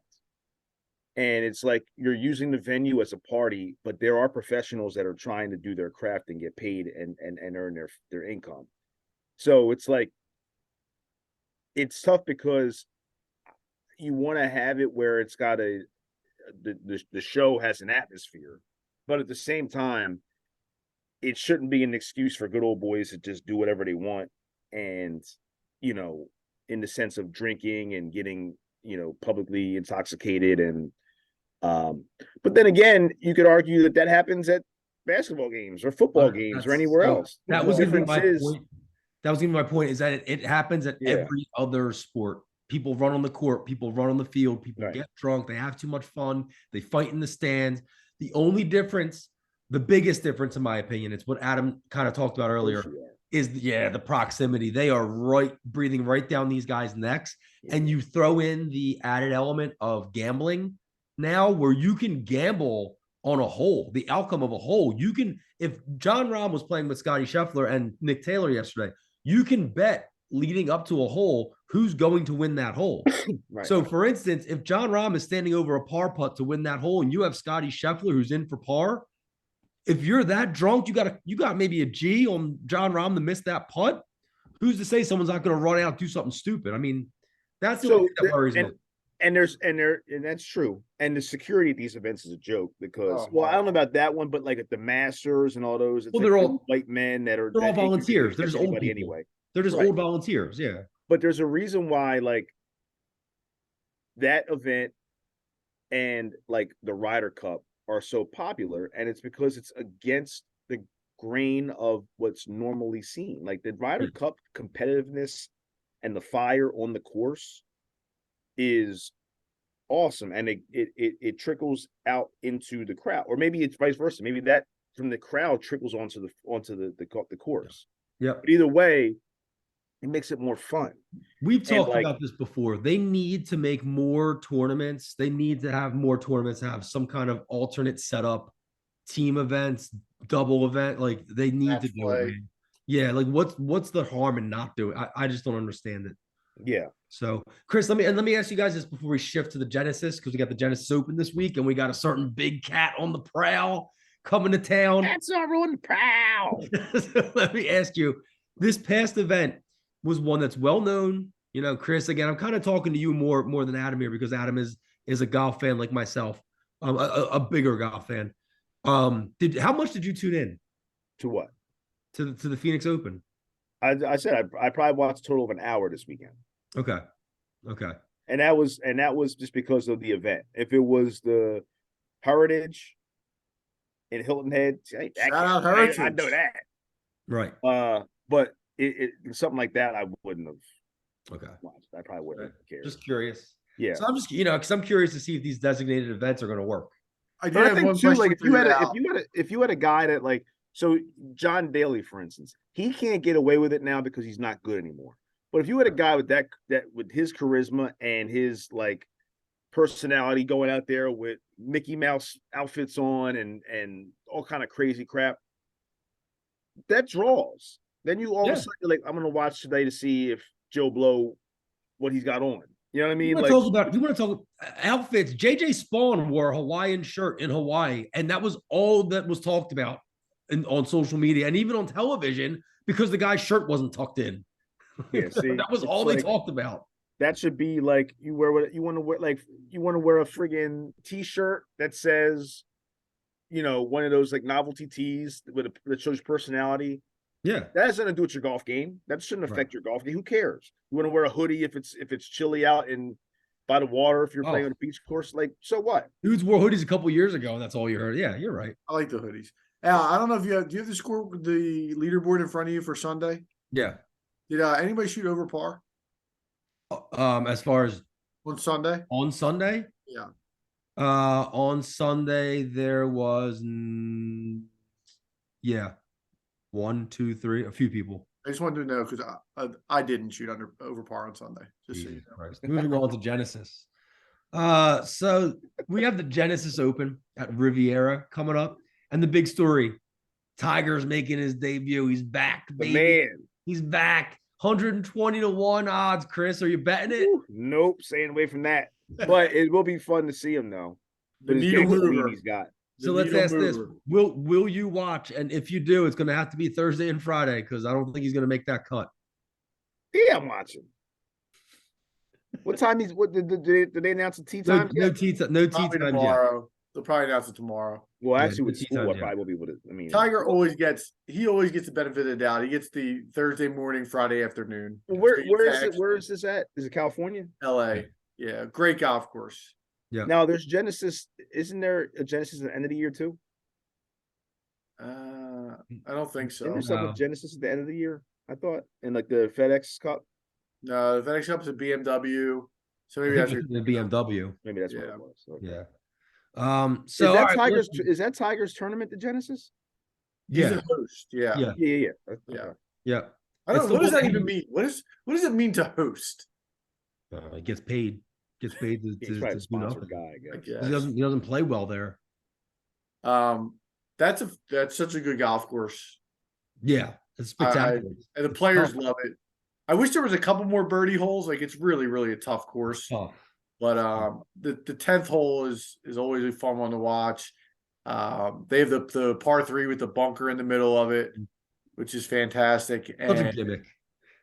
Seltzer, was it you that told me about the homie Kira Deck that smokes during the yeah, he's not on tour. He lost his tour card though, but that was my man. Probably because of that. Kieran See, Cartwright. that'd be cool. Like, I don't condone smoking at all. My mom died of smoking, but I'm just saying, like, it's still his personality at least. Kiradek was the man. He hurt his knee, and that was the end of him. He's a big boy. Yeah, he couldn't He do too is. much weight on that knee, man. Yeah, he's on some leaderboards in the game in the PGA 2K. He had a nice run. He got up to like the 30th ranked player in the world a few years ago, and then it turned. Dude, you guys got to get that game so we can play and have a simulcast of this. Wait, while two we're talking. things. Didn't Kiradek have a mean short game? Yeah, short game was his strength. And then guest, I don't know. What do you have it on? I only have a Switch. I got the PS4. So I let think me tell you it this. might be multi-platform though. Let me tell you this. I got two things here. First of all, I got Santa got Jackson Mario Golf for Christmas. Oh, that's a nice item. They hit the mark. Like it's Yeah, that's fun, nice. man. Yeah. It's a good game. And I think I'm getting my 2023 debut is going to occur, I think. Oh wait, actually It has been revealed, fans. yeah, certain people are supposed to know about this. So never mind. I'm gonna dial that back, Seltzer. I'm gonna ask for an edit to that. I gotta remind myself to do that. Just gonna make my debut at work, just like We everyone. don't even know what debut of what. I can't say it. You got Nobody knows. We're safe. debuting this new unit he about to teach. Yeah, guys, Yeah. hey, tweet what you think the debut is going to be. I'll let you know if you're right. Oh man, oh, I almost busted there. All right, Yeah. so Let's wrap up. You're the betting guy. Got any picks for so that's what I was going to wrap with. It's been a tough year betting wise on golf because it's been, like I was talking about earlier, it's been a lot of favorites. Rahm's won 2. Scheffler just won the last one. Homa won 1. Homa's slowly creeping up to that like elite status. He really, this season is the season where he needs to win like a big, like a WGC or a major. Or He won Genesis last year. Yeah. 2 years ago. Who won last year? Defector. Joaquin Neiman. Oh, you're right. You're Yeah. right. Hello, Neiman. Yep. And Justin Rose won at Pebble Beach. How about that little? I'm not talking about career resurgences earlier. Anyway, this week, I got a couple of guys who've been playing well lately. Actually, all three of these guys have been playing well lately. The aforementioned Max Homa, who has a win here, a couple of top tens, if I'm not mistaken, book ending that win. Excuse me. Jordan Spieth has been playing real solid golf, and it feels like a win is coming for Jordan Spieth. Can't putt. Yeah, well, listen, if he can keep those irons going, keep his off the tee game good, I'll take him. And then the last guy, and this is my pick. If I pick number one, Victor Hovland. Dallas Rat. What's that? Oh, Jordan Spieth. Yeah. So my pick this week though is Victor Hovland. 2 top fives here. He's played the last 2 years, 5th 2 years ago, 4th last year. He's off to an okay start so far this season. Nothing crazy, a couple top 20s, but he's a guy that when he gets that short game dialed in, because he has that infamous trouble around the greens. If he gets the putter going, he's the kind of guy that just catches fire and can throw an 8 under day out there. I don't know necessarily at Riviera if that's in play, but he's a guy that I'm keeping my eye on, and I think he's probably my number one pick to win this week. 30-1 odds. I'll go Justin Thomas. Seemed to come on strong late in last weekend. I think he finished top 5, I think. He did. He had one of his patented Justin Thomas where he's totally out of it going into the last round, and then all of a sudden he goes like 7 under. And I'm not sure his successor on Riviera, but I do remember he was in it with JB Holmes probably 3 or 4 years ago. JB beat him, but I know that they were 1-2 going back and forth on that Sunday. So he's at least had some sort of success around. Yeah, JB Holmes won it in 2019, and JT was the runner-up that year. Yeah, I remember that one. I want to give a casual opinion here of who's going to take this Genesis Invitational. First of all, first guy popped up in the field is that Christian Bezuidenhout. Oh, the South African. Yeah. You know what? Those South Africans love that kikuyu grass, guys. Yeah, they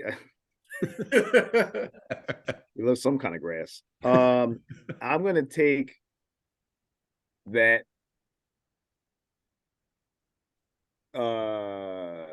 Ches Reavie. Chezzy. I'm going to take Ches Reavie. The big brim hat.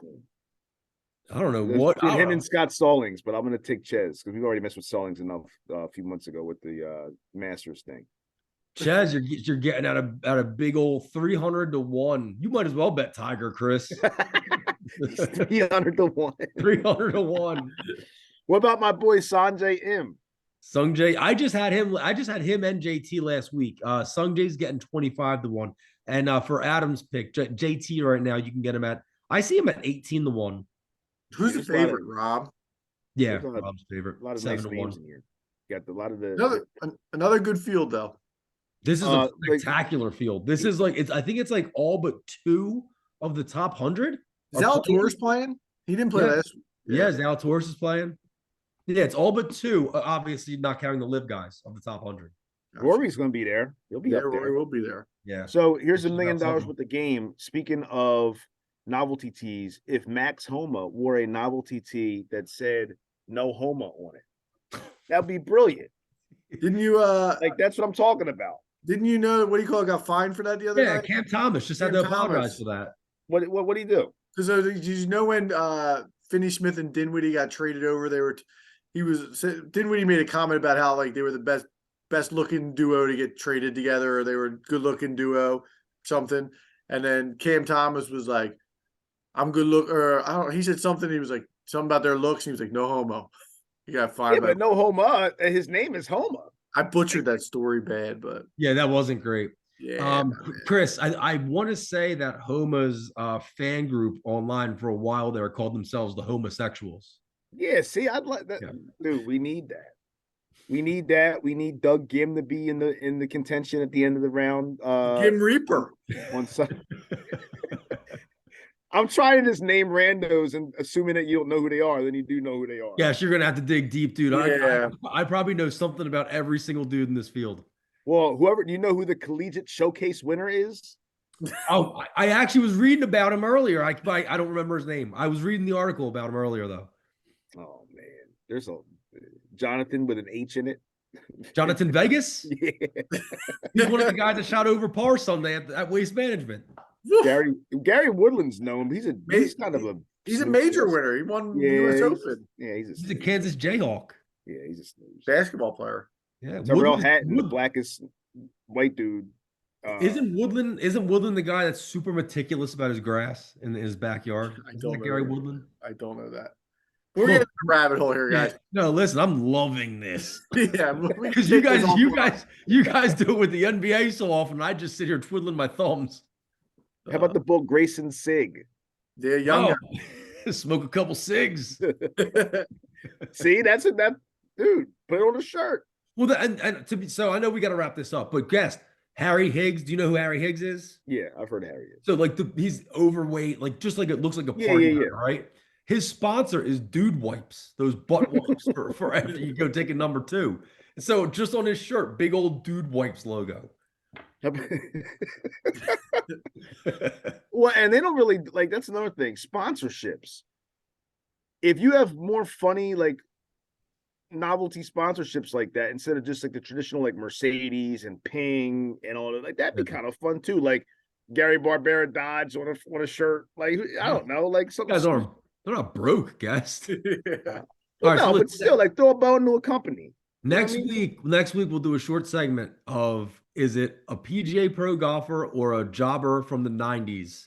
I'll throw some of those names out and see if you can get them. I'm in on that. I'll stay off the internet for the golf internet, and I'll be able to do that. Because I think Grayson Sig would have tripped you up. Oh, I would have never got that. Yeah, or Johnny Vegas. Or Stone Cold Austin Smotherman.